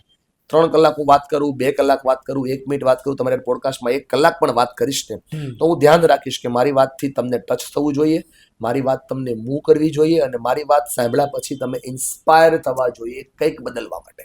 મતલબ અને આ ટ્રાન્સફોર્મેશનની જર્નીની અંદર મનીષ વગાસિયા એક કહેવાય ને કે એક પ્રાઉડ ફીલ હતું કે ભાઈ સ્પીકર તરીકે એક તો સ્નેહ મિલનની અંદર જવું અને ત્યાં જે સૌથી પહેલા તમે આજથી 2 કે 3 વર્ષ પહેલા જે કહેવાય ને કે સંતાનો ને એક એક હું તો એવું કહું કે માતા પિતા તો એ જનરેશનના જ હતા કે એમને એમના માતા પિતા સાથેનો એક સંબંધ હતો, પણ આ જે છૂટી છવાયેલી જે નવી જનરેશન આવી એમને માતા સાથેનું મિલન કરાવવું, અને જે રડે છે લોકો લિટરલી, કેમ ને કે બધા લોકો એક ડિમાન્ડ હતી કે ભાઈ મનીષ વઘાસિયા આ વસ્તુ કરે છે, મનીષ વઘાસિયા આ કરે છે. લોકો એવું પૂછતા કે આના પૈસા હોય કે શું, બટ મને ખ્યાલ છે કે એ સમયે આપણે કોઈ એની ફીસ નતા, પણ જે ટ્રાન્સફોર્મેશન આવતું હતું એ ટ્રાન્સફોર્મેશન અત્યારે બહુ બધી સંસ્થા કોપી કરે છે. 2016 યસ દોસ્ત, 2016 મેં પહેલો પ્રયોગ આ કરેલો, 2016 અને મને આ ગિફ્ટ મળેલી. મેં રવિન્દ્રનાથ ટાગોરની એક પુસ્તિકા વાંચેલી કે જેમાં મનના ખોલે મૂણાણ તો મળે નવી દુનિયા. એમાં એવું છે કે મળો તો એવી રીતે મળો કે મિલનની મીઠાશ રહી જાય, અને જુદા પડો તો એમ પડો કે પુનર્મિલનની પ્યાસ રહી જાય. આ શાયરી મેં એક જગ્યાએ બોલી એન્કરિંગ કરતા કરતા, અને એક દાદા મારી પાસે આવ્યા, દાદાએ મને બહુ સહજ ભાવથી પ્રશ્ન પૂછ્યો. આ દુનિયામાં જેટલા પણ સર્જન થયા છે ને ભાઈબંધ, એ બધા પ્રશ્નોથી થયા છે. એ મને પૂછ્યું કે ભાઈ તને શું લાગે કે અત્યારે જે આ થયું આ મિલન કહેવાય? મેં કીધું દાદા ક્યારેય ના કહેવાય, કેમ કે સ્નેહ મિલનનો હેતુ કેવો હતો? લોકો આવે, બેસે, ઇનામ વિતરણ થાય, બે સારા મોભીઓ સ્પીચ આપે, અમારા જેવા એન્કરો શાયરીઓ ઠપઠપાવે, તાળીઓ પડાવડાવે, ઇનામ લઈ છોકરા ઘરે જાય, જમણવાર થાય, અને બે પરિવાર છૂટા થાય, ભેગા નો થાય, કેમ કે ત્યાં એવી કુથલી થઈ હોય કે એમાં ઘરે જઈને બે પરિવાર ઝઘડવાના જ થાય. તો મેં કીધું કે દાદાનો સવાલ તો સારું છે, અને હું દાદાને ખાલી હા કરતો હતો નહીં, મારે એના માટે શું બદલાવ કરવો જોઈએ? સમાજના સારા વ્યક્તિઓને સાથે રાખી અને મેં એક નાનકડા અમથા પ્રયોગથી આની વાતની શરૂઆત કરી, અને મેં એક સંસ્થા પાસે સમય માંગ્યો કે તમે મને ખાલી 1.25 કલાક જો તમારા સ્નેહ મિલનમાં આપો તો મારે આ પ્રયોગ કરવો છે. આજે ઈશ્વર કૃપાથી, માતા પિતાના આશીર્વાદથી અને દુનિયાના સાથ સહકારથી, આપ બધાના પ્રેમથી 950 પ્રયોગ પૂરા કર્યા. અને 950 એટલે કે બધી જ જ્ઞાતિ, બધા જ સમાજમાં જઈને વાતો. આજે તો મને ગર્વ એ વાતનો છે કે જે વાતને મેં શરૂઆત તરફ લઈ જવાનો પ્રયત્ન કર્યો, આજે બહુ બધા લોકો એને કરી રહ્યા છે, અને હું તો આશા રાખું કે બધા કરવા જોઈએ, કેમ કે બધે મનીષ વઘાસિયા નહીં પહોંચે, બધે જ આ વિચાર પહોંચવો જોઈએ કે લોકોને ભેગા. તમે સમજો, છેલ્લા 2 વર્ષની અંદર જેટલા પણ પ્રોગ્રામ્સ થાય છે ને, એ પ્રોગ્રામ્સમાં હમણાં મને એક બહુ સારા દિગ્ગજ વ્યક્તિ મળ્યા, વક્તા, અને એમણે મને ખંભા ઉપર હાથ મૂકીને કીધું કે તે વક્તવ્યની પેટર્ન ચેન્જ કરી. મને બહુ ગમ્યું, કેમ કે પહેલાનું વક્તવ્ય ભાષણ લાગતું હતું, હવેનું વક્તવ્ય એક્ટિવિટી લાગે છે. લોકો ઇન્વોલ્વ થઈ ગયા, કોઈ પાસે સમય નહોતો ને, હવે લોકો સમયથી ઇન્વોલ્વ થઈ રહ્યા છે. અને હું એવું કહેતો જ નથી કે આ મારી પેટર્ન છે, મને ઈશ્વરે ગિફ્ટ કરેલી. ઓશો કહેતા ને, કુછ તેરા નહીં કુછ મેરા નહીં, મિલા સો તેરા જાય સો મેરા, મેરા હે તો જાય નહીં, જાય સો મેરા નહીં. તો આ વાત મને ગમે છે, અને ઓશોને ફીલ કરું છું દરેક વખતે. તો મને એક ભાઈએ પરમિશન લેવા ફોન કર્યો, બહુ સારા સ્પીકર છે રાજકોટના, અને એને પરમિશન લેવા મને ફોન કર્યો કે ભાઈ હું તમારું આ પ્રવચન છે એને આ જ રીતે કરું તો તમને કઈ પ્રોબ્લેમ? મેં કીધું કે દોસ્ત જરાય પ્રોબ્લેમ નહીં, તમે તો બહુ સારા માણસ છો કે ફોન કરીને પરમિશન લઈ રહ્યા છો, અને તમને જોઈએ તો હું તમને લિંક શેર કરી આપું, મટીરિયલ શેર કરી આપું, એક્ઝામ્પલો શેર કરી આપું. અને આજે લગભગ 50 કરતા વધારે લોકો ગુજરાતમાં વસ્તુ કરી રહ્યા છે, અને બહુ સારી કહેવાય ને કે એઝ અ તમારે જ્યાં જવું છે ટ્રાન્સફોર્મેશન કોચ તરીકે, તો એટલીસ્ટ તમારા થ્રુ અથવા પ્રત્યક્ષ શું ફરક પડશે? ટ્રાન્સફોર્મેશન જ આવે છે. આજે હું બી બોલું છું, થોડા મારા છે, યુનિવર્સના શબ્દો છે. એમણે મને સિલેક્ટ કર્યો કે તું બોલ. હું ઓનલી સિલેક્શન છું કુદરતનું, મારી ફ્રીક્વન્સી મેચ થઈ. તો બોલવું એના માટે હું જવાબદાર છું, શું સમજવું અને શું સ્વીકારવું એના માટે દુનિયા જવાબદાર છે. આ ટ્રાન્સફોર્મેશનના આટલા બધા જેટલા સેશન થયા છે, તમે કીધું 950 પ્લસ, મનીષ વઘાસિયાની અંદર શું ટ્રાન્સફોર્મેશન આવ્યું બીજા લોકોની ટ્રાન્સફોર્મેશન જોઈને? પહેલા હું બોલી ન શકતો દોસ્ત, આ મુદ્દો આવે ને તો મારા ગળામાં ડૂબો ભરાઈ જતો કે સાલું આટલું દુઃખી દુનિયા હશે. બિલીવ નહીં કરે યાર, મારો ફોન અત્યારે ત્યાં તમારી ઓફિસમાં ચાર્જિંગમાં પડ્યો છે. હું તમને ફોન, આપણે ઇન્ટરવ્યુ પતશે એટલે હું તમને બતાવીશ. મારા ફોનમાં અત્યારે 4 થી 5 કોલ એવા આવેલા હશે અનનોન નંબરમાંથી, કે જે આ પ્રોબ્લેમ્સ મને શેર કરવા માટે બેઠા હશે, દુઃખી હશે. સો મેં વિચાર્યું કે દુનિયા બહુ દુઃખી છે, અને દુઃખી દુનિયાને જોઈએ છે એક એવો કાન કે જે એને સાંભળે. તો મેં પ્રયત્ન કર્યો કે એ કાન બહારનો વ્યક્તિ નો બનવો જોઈએ. જો બહારનો વ્યક્તિ બનશે તો એનો મિસયુઝ થશે. એ કાન કાં તો એના પપ્પા બનવા જોઈએ, કાં તો એની મમ્મી બનવી જોઈએ, કાં તો એની વાઈફ બનવી જોઈએ, હસબન્ડ બનવું જોઈએ. જ્યારે ડીએનએ ના સંબંધ છે ને એમાંનો કોઈ એક વ્યક્તિ, અથવા જ્યારે લોહીના સંબંધ ના હોય તો કઈ નહીં, એટલીસ્ટ લાગણીના સંબંધો હોય ને એ વ્યક્તિ જો આ કાન બની જાય તો પ્રોબ્લેમના સોલ્યુશન્સ ઘરે જ છે. ડેફિનેટલી. અને મેં બનાવવાનો પ્રયત્ન કર્યો. હું કોઈ જાદુ નથી કરતો, આઈ એમ નોટ મેજિશિયન, હું કોઈ માતાજીનો ભૂવો નથી, હું કોઈ મોટો જાદુગર નથી, હું કોઈ ગેમ ચેન્જર વ્યક્તિ નથી. I am only the one person. હું દાળ ભાત શાક રોટલી જ જમું છું, અને હું એ પ્રયત્ન કરું છું કે માહોલ બને, જે માહોલમાં વ્યક્તિને તમારે બદલવું જ છે ભાઈબંધ, પણ તમને માહોલ નથી મળતો ને, હું બસ માહોલ આપવાનો પ્રયત્ન કરું છું. કંપનીઓમાં ટ્રેનિંગ કરું ત્યાં બી હું આ જ વાત કરું છું, બરાબર. મોટી કંપનીઓની અંદર જઈને જ્યારે હું ટ્રાન્સફોર્મેશન વર્ક કરાવું ત્યાં બી આ જ વાત કરું છું. બેંકોમાં ટ્રેનિંગ આપું છું, કંપનીઓમાં આપું છું, કોલેજોમાં આપું, જ્યાં બી જાઉં ત્યારે હું આ વાતને મૂકું છું બરાબર. સબ્જેક્ટ તો મારી પાસે અત્યારે લોટ્સ ઓફ છે, પણ પરિવારોત્સવ જે છે એ મને બહુ ટચ કરતો વિષય છે. એના કરતાં વધારે ટચ કરે છે મને વંદન.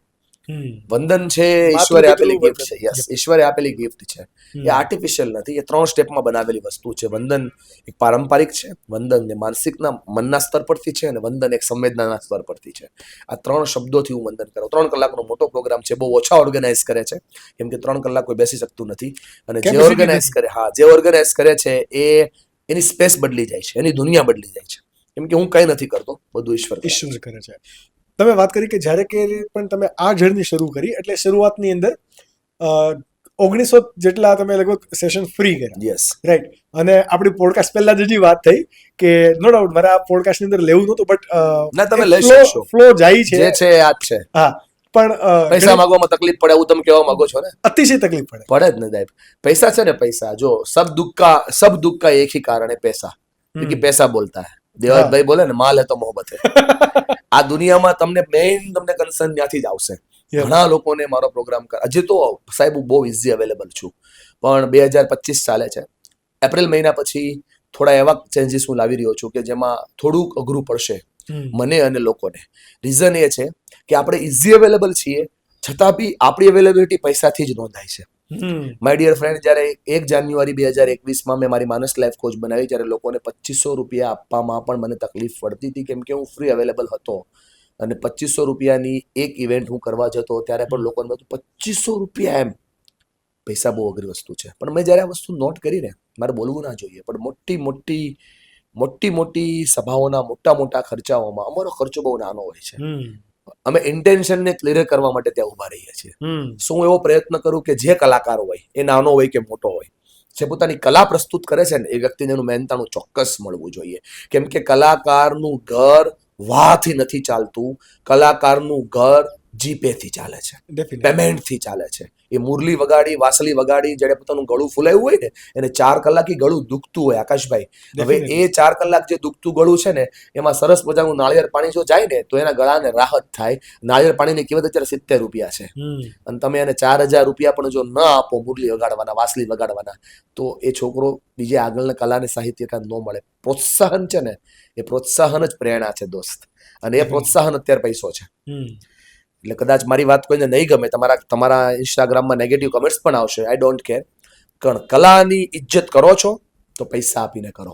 ડેફિનેટલી કલાની ઇજ્જત પૈસાથી જ થાય, દાંતથી જ થાય. અને બધાના અલગ અલગ સ્ટેપ છે, બધા અલગ અલગ લેવલ ઉપર કામ કરી રહ્યા છે, બધાના અલગ અલગ સ્તર છે કામ કરવાના. કોઈ જ્ઞાનના સ્તર પર કામ કરે, કોઈ નોલેજના સ્તર પર કામ કરે છે, હે ને? આપણે બીજી બધી જગ્યાએ બાંગછોડ કરીએ છીએ, ચલાવી લઈએ છીએ, તો તમે આમાં કેમ કરો છો? ચલાવવું તો નહીં જ ચાલે. અને આ બધા ઓર્ગેનાઇઝર્સના નામ બહુ મોટા હોય છે, અને ત્યાં જ આપણે ઘણી વખત કોમ્પ્રોમાઇઝ કરવાનું થાય છે. બટ અત્યારનો કઈ રીતનો સિનારિયો છે? સ્ટાર્ટિંગની અંદર તો નો ડાઉટ, ચલો બહુ બધા ખાલી પૈસા માટે અત્યારે કામ નથી કરી રહ્યો. હા, કારણ કે અત્યારે એ જે સામેવાળાની સંવેદનાને પકડું છું. હા, અત્યાર સુધી હું ડાયરેક્ટ જ વાત કરું છું. મારે અત્યારે કોઈ મેનેજર સાથે વાત કરતો નથી, અને પ્રેમથી વાત કરું છું. સામેવાળાના દિલમાં એવું દેખાય છે કે ખરેખર આ પ્રોગ્રામની નીડ છે, તો હું પહોંચું છું. હમણાં મેં એક પ્રોગ્રામ કર્યો, વાલ્મીકી સમાજનો આ પ્રોગ્રામ છે, 18,000 લોકો બેઠા છે, અને એમાં ₹1 લીધા વગર મેં પ્રોગ્રામ કર્યો છે. અને એમાં જે મને વેલ્યુ મળી છે, બહુ અદભુત મળી છે સાહેબ.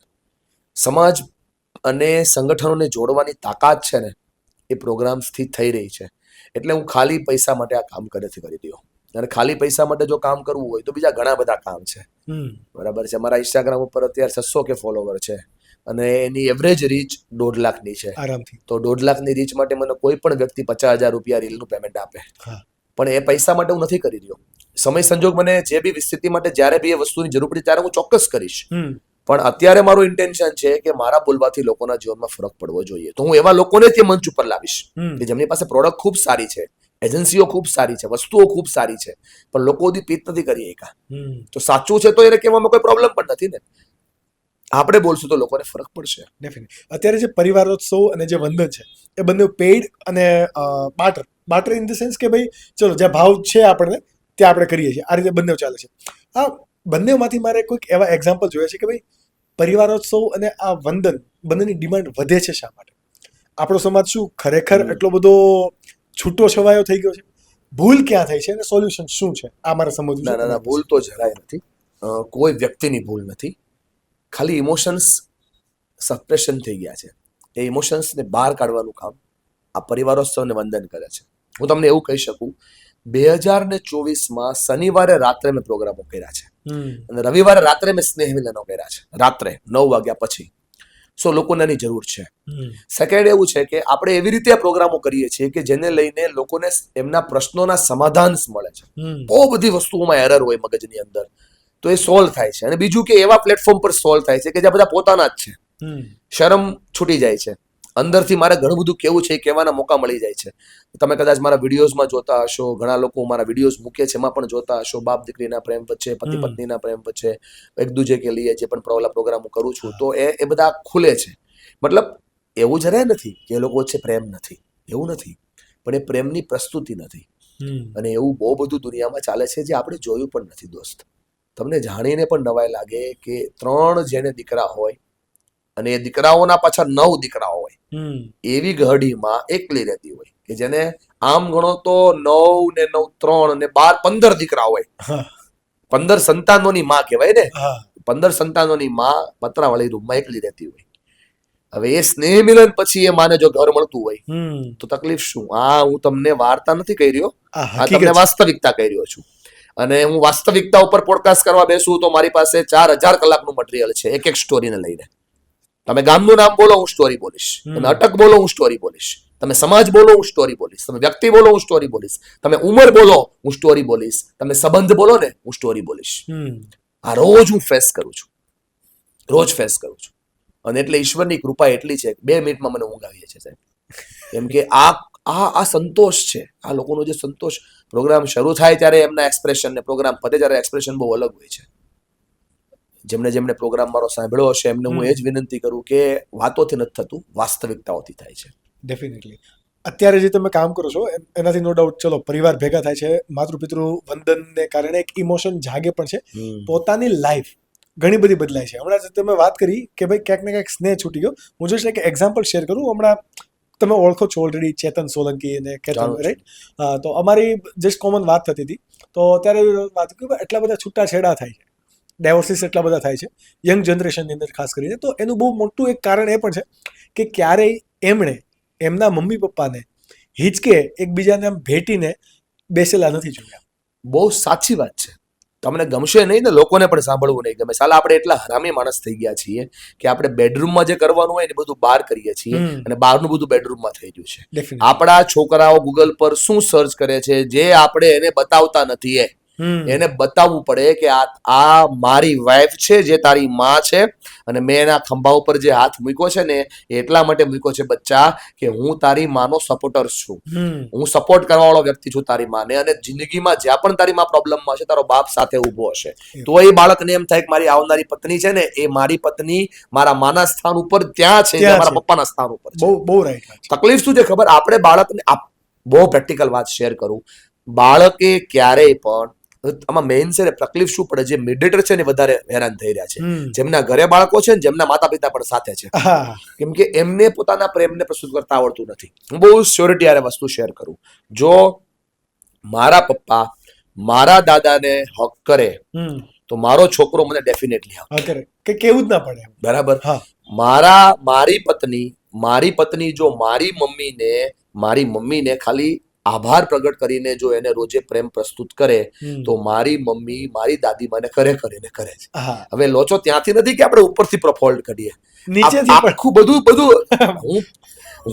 હું માતા પિતાના પ્રોગ્રામ પેરેન્ટિંગના પ્રોગ્રામમાં હું ડાયરેક્શન ડબલ ચલાવું છું. બોલો, પેરેન્ટિંગના પ્રોગ્રામમાં હું 10 મિનિટ આની ઉપર વાત કરું છું કે ચાલો તમે તો સારા મા બાપ બની ગયા, પણ તમારા મા બાપ છે એના માટે સારા સંતાને બનો યાર. તમે આજે મને રોઈને શેર કરી રહ્યા છો કે મારાથી મારા માતા પિતા મારા બાળકને સમય ના આપવાનો. યાર ભૂલ થઈ ગઈ, પૈસા બહુ કમાણો, પણ બાપ નો બની શકો. હું એને કાઉન્ટર ક્વેશ્ચન પૂછું, દોસ્ત ભૂલ હજી કરી રહ્યો છે, તું બાપે નથી બન્યો, તું દીકરો નથી, તું મમ્મીની બાજુમાં અડધી કલાક ક્યારે બેઠો? એટલે એને સમજાય છે કે આ વાત સાચી છે. મતલબ તમે જે કહો છો એ મુદ્દો એક્ઝેક્ટલી એ જ છે. પ્રોબ્લેમ શું છે ખબર? આપણે છે ને ખાલી એક વસ્તુ બહુ પ્રેક્ટિકલ વાત કરું. આકાશભાઈ, જેવા આપણે બિઝનેસમાં રહીએ છીએ ને એવા ખાલી 10% જો ઘરે રહીએ ને તો પ્રોબ્લેમ જ ન થાય. બિઝનેસમાં આપણે સ્માઇલ કેવી કરીએ? જે તર જોવો છે હે ને. બિઝનેસમાં આપણે લોકોને હક કેવી રીતે કરીએ? એકદમ ટાઈટ અને મેચ્યોર. આપણે હાથ કેમ મિલાવી બિઝનેસમાં? અચ્છા આપણે કેવું બોલીએ મીઠું મીઠું બિઝનેસમાં, ડેલી ગ્રીટિંગ્સ કરીએ, હે ને? ગ્રેટિટ્યુડ આપીએ, અને ઘરે શું કરીએ આપણે? કશું જ નહીં. બસ મેં એ ચાલુ કરાવ્યું છે કે ઘર બી તારું જ છે, હમ. પત્ની બી તારી જ છે. 200 લોકો ઢોલ વગાડતા વગાડતા લેવા ગયા ને ત્યારે એ ઘરે આવી છે. હમ. અને ચાલો આપણે કોઈ દી ખંભા પર હાથ મૂકીને પૂછવું નથી કે તારે જોઈએ છે શું. હમ. એને કઈ જોતું નથી હો, પણ આપણે કોઈ દી પૂછ્યું નથી. પૂછવું પણ નથી. બહુ સાચી વાત. પૂછીએ તો સોલ્યુશન મળે ને યાર. તકલીફ અત્યારે એ છે લોકો ગળા સુધી ભરાઈ ગયા છે, ખાલી કોણ કરશે? જરૂરી છે. જરૂરી છે. આ બધી ઘટનાઓ જે થઈ રહી છે અત્યારે તમારા અંગત જીવનની અંદર પણ તમારા મમ્મી પપ્પા, તમારી વાઈફ સાથે, તમારા અત્યારે છોકરા સાથેના જે રિલેશન છે એ કેટલા ઓટોમેટિક ડેવલપ છે કે જો પપ્પા હવે બોલે છે કે ભાઈ મનીષ મારો દીકરો બોલે છે. બહુ સિમ્પલ વાત કરું, અને આજે આજની જ એક્ઝામ્પલની વાત શેર કરું જે તમને ટચ થઈ જશે. હા, મારા please. મારું મકાન છે જ્યાં અમે જૂના મકાનમાં રહેતા હતા, પપ્પાએ ભાડે આપેલું છે. ઓકે. હવે એવા ભાડું ભટકાણા છે અત્યારે કે છેલ્લા 3 મહિનાથી એને ભાડું ભર્યું નથી. જનરલી મકાન માલિકની સોચમાં એ આવે કે આને કાઢી નાખો. પપ્પાની સોચમાં મારા બોલવાથી એ આવ્યું છે કે બેટા તું આટલી સારી વાતો દુનિયા સામે કરે છે અને આપણે એનો સામાન બહાર ફેંકીશું તો એ સારું નહીં લાગે. મેં કીધું કે શું ફેરફાર કરશું પપ્પા? બોલે આપણે જ્યારે સુરતમાં જ્યારે આપણે બેટા ભાડે રહેતા હતા તો મારો નાનો ભાઈ એવું કહે છે કે આપણે ભાડે રહેતા હતા પણ આપણે ભાડું ટાઈમે ભરતા હતા ને, આ તો ભરતો નથી. એટલે પપ્પાએ એવું કીધું કે સમજણના સ્તરથી આપણે એને સમજાવીએ, જેટલું સમજે ત્યાં સુધી, બાકી શું ફરક પડશે. મને બહુ ગમ્યું આ વસ્તુ, કેમ કે મારા પપ્પા ગુસ્સાવાળા વ્યક્તિત્વ છે અને ગુસ્સાવાળા વ્યક્તિત્વે પોતાનો ગુસ્સો એટલા માટે ના કર્યો કે મારા દીકરા વિશે લોકો શું વિચારશે. તો આ બહુ સમજણનું સ્તર ક્રિએટ થયું. મારી મમ્મી 5 લોકોની વચ્ચે બોલતા પહેલા એવું વિચારે છે કે મારો છોકરો લાખો લોકોને જઈને સમજાવી રહ્યો છે. હું વિચારું છું કે આ એક્શન કરું છું એના પહેલા હું આ બોલું છું સાહેબ, હું એટલા માટે લોકોને જાહેરમાં શેર કરાવું છું કે એકવાર શેર કરો ને તમારું બંધન થાય. તમે જાહેરમાં એમ બોલો આકાશભાઈ કે હું મારી દીકરીને અડધો કલાકનો સમય આપીશ, મતલબ તમે બંધાઈ ગયા.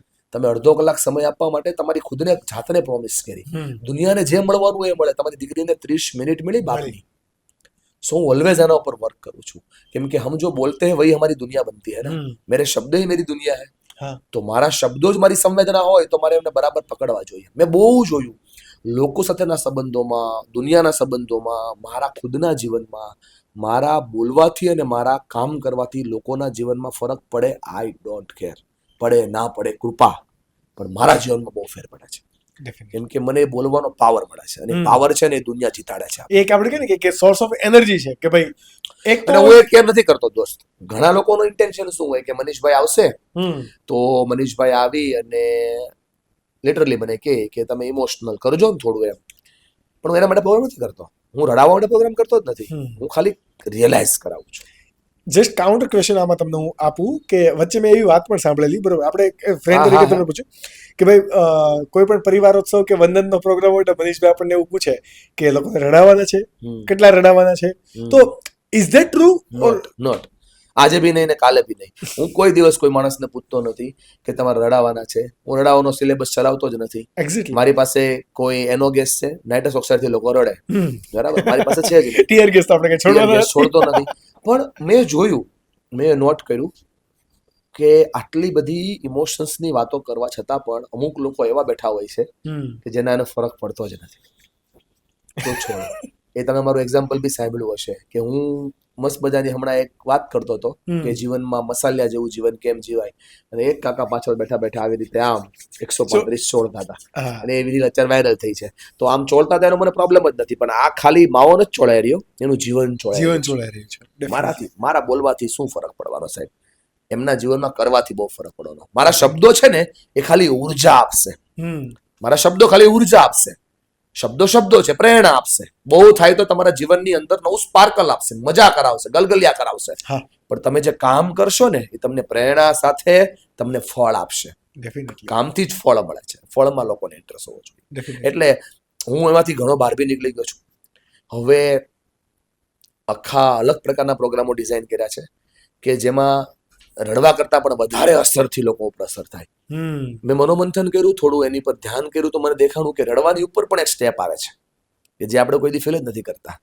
હવે 2025 પછીના સેમિનારો એના પર શરૂ થશે. એટલે લોકોને દેખાશે નહીં કે આ માણસને અફસોસ થયો, પણ એ માણસ અફસોસ સ્તરમાં હશે.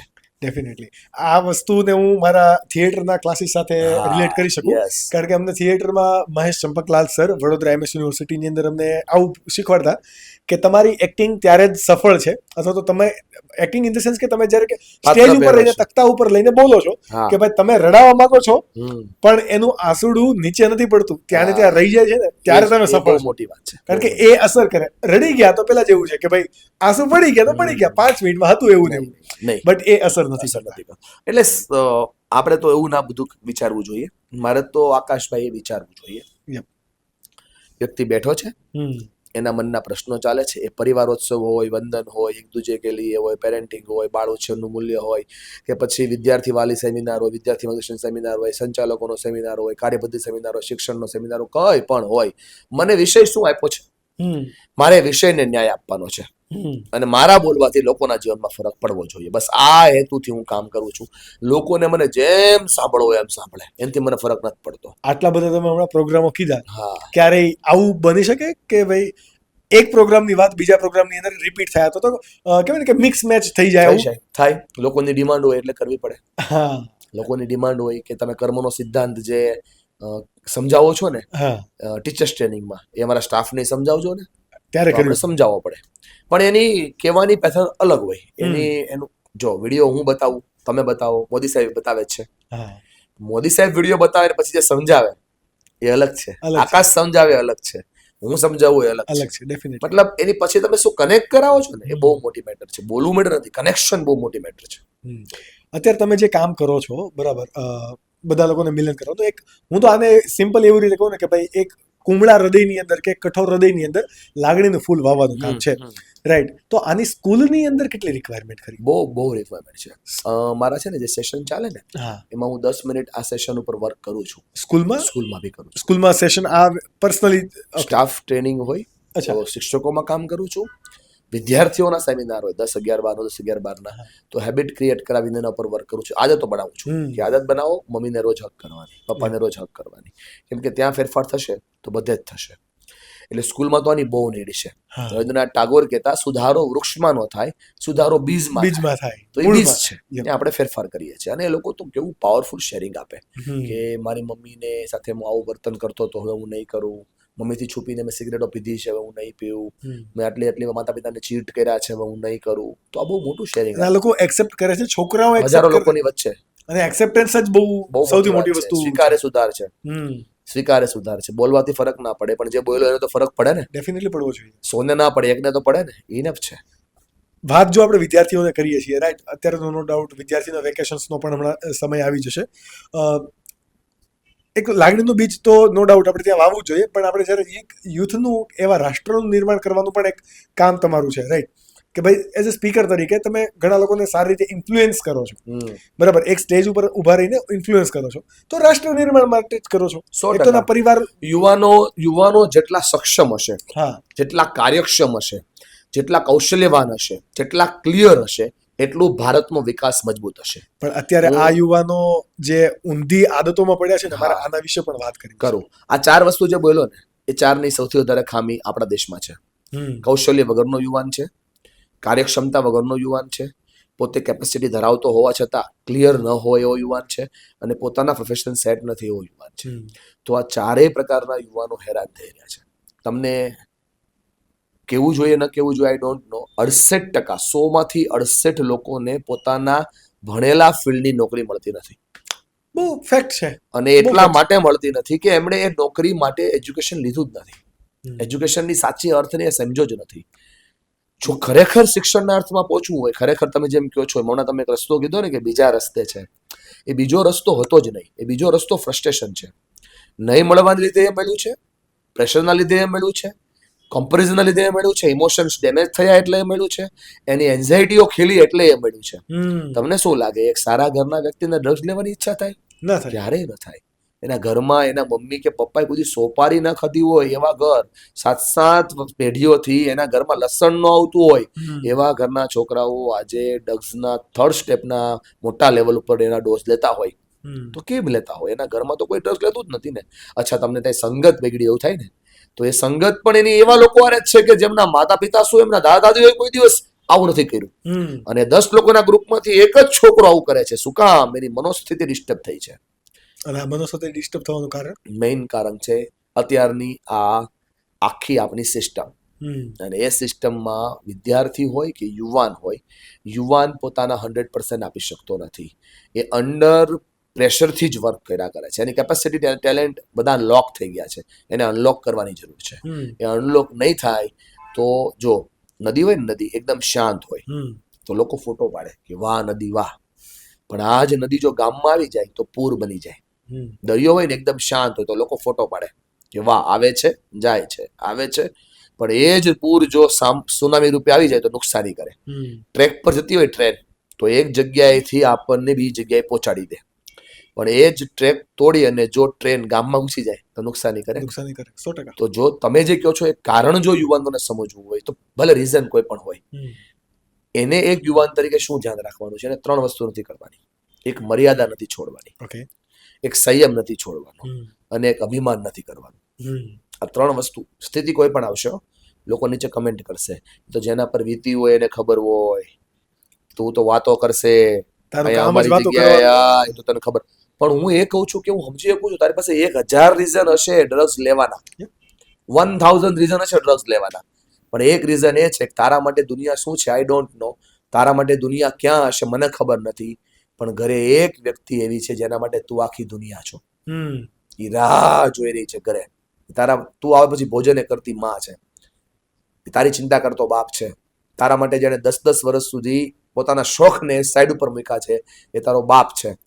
તો તારા ડ્રગ્સ થી તારો મા બાપ મોટા છે, વ્યસનથી મોટા છે. મતલબ તારા 1000 રીઝન હશે ડ્રગ્સ લેવાના.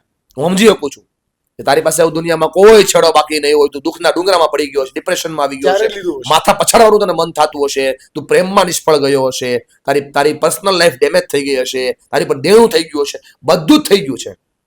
1000 રીઝનની સામે એક રીઝન છે કે ન કરવું જોઈએ. કેમ કે તું સીમા ચૂકી ગયો ને, દુનિયા ભૂલાઈ ગઈ. તું મર્યાદા ચૂકી ગયો ને, દુનિયા ભૂલાઈ ગઈ. તે અભિમાન કરી લીધું ને એટલે મરી ગયો. સાહેબ, આ સંયમ છે અને આ સંયમથી જ લોકો સફળ થાય છે. આ બહુ મહત્વની વાત છે. આ સમજાય તો બહુ દુનિયા બદલી શકાય છે. હમણાં તમે જે વાત કરી કે આટલું બધું ડેવલપ યુથ નથી, અથવા તો યુથને ખબર જ નથી કે ભાઈ શું કરવું, અથવા તો જે ફિલ્ડમાં એમને કામ કરવું છે. મારે એ ટોપિક ઉપર, કારણ કે આપણે બે એજ્યુકેશનલ ફિલ્ડથી જ છીએ, તો મારે એ ટોપિક પર આપણે જે ન્યુટ્રલ ચર્ચા કરવી છે કે એજ્યુકેશન એવડે લીધું જ નથી કે એજ્યુકેશન આપવામાં જ નથી આવ્યું. What do you believe? Education લીધું પણ નથી, એજ્યુકેશન આપવામાં આવ્યું પણ નથી, એજ્યુકેશનની પેટર્ન પણ નથી. એડ્યુકો મિનિંગનો અર્થ થાય છે ટુ બ્રો આઉટ, બહાર કાઢવાનું નામ શિક્ષણ છે. આપણે આ બહાર ના કાઢવાના બદલે અંદર ભરી રહ્યા છીએ. સેકન્ડ થિંગ એવી છે કે આપણે પર્સન્ટેજની ગેમ રમી રહ્યા છીએ હજી પણ. અને એ ગેમ કઈ છે? કેટલા આવ્યા, કેમ થયું, શું થયું. ભણતર છે ને, ભણતર એના કરતા ગણતર મોટું છે.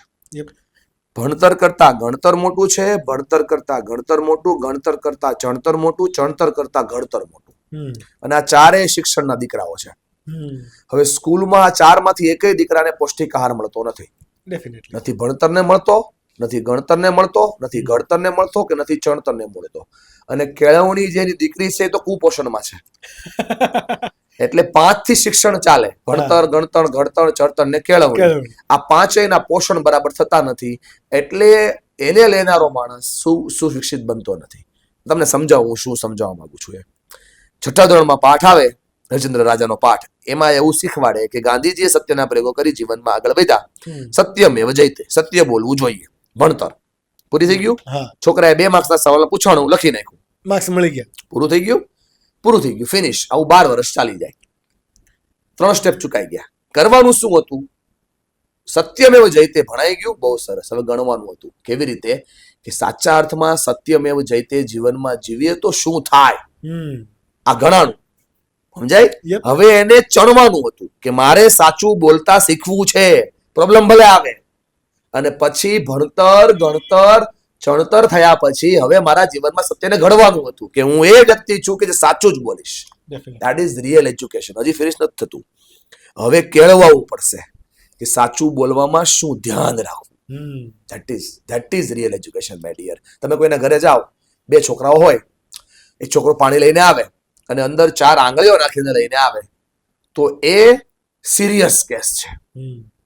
અને મસ્ત પાણી લઈને આવે, હાથ આમ બરાબર રાખીને, કેમ છો અંકલ, ગુડ મોર્નિંગ અંકલ, તો એ સિન્સિયર કેસ છે, સિન્સિયર કેસ છે. એજ્યુકેશન છે ને, એજ્યુકેશન ક્યારે સિરિયસ ના બનાવે, ઓલવેઝ સિન્સિયર બનાવે. સિન્સિયર બનાવી. તકલીફ એ છે કે 100 માંથી 98% સિરિયસ થઈ ગયા છે, 2% સિન્સિયર થઈ ગયા છે. તો આપણે કોઈ એના પર સવાલ ના ઉઠાવીએ કે એજ્યુકેશન પેટર્નમાં ભૂલ છે, શિક્ષકોમાં ભૂલ છે, શાળાઓમાં ભૂલ છે. હું તો એક જ વસ્તુ પર કામ કરું, પહેલે मैं सुधरूं तो दुनिया सुधरेगी. पहले मैं होशियार था, पूरी दुनिया को बदलने चला था, आज मैं समझदार हूँ, खुद की दुनिया बदल रहा हूँ. હું વિદ્યાર્થી છું, હા છું. હું યુવાન છું, હા છું. તો આખી દુનિયા ના બદલાય, મારે બદલી જવાય. લોકોને થાય કે ભાઈ તમારે બદલવું હોય તો શું થાય, શું ન થાય. તો તમે માર્ક ચેવિનની એક વસ્તુ યાદ રાખો, બહુ પાવરફુલ વાત એણે કીધી કે તમે જે સ્ટેપ પર ચાલી રહ્યા છો અને તમે 99માં સ્ટેપે પહોંચી ગયા. 100 સ્ટેપની દુનિયા છે, 100 સ્ટેપની ગેમ હતી, તમે 99 સ્ટેપે પહોંચી ગયા અને તમને ખબર પડી કે આ રસ્તો ખોટો છે.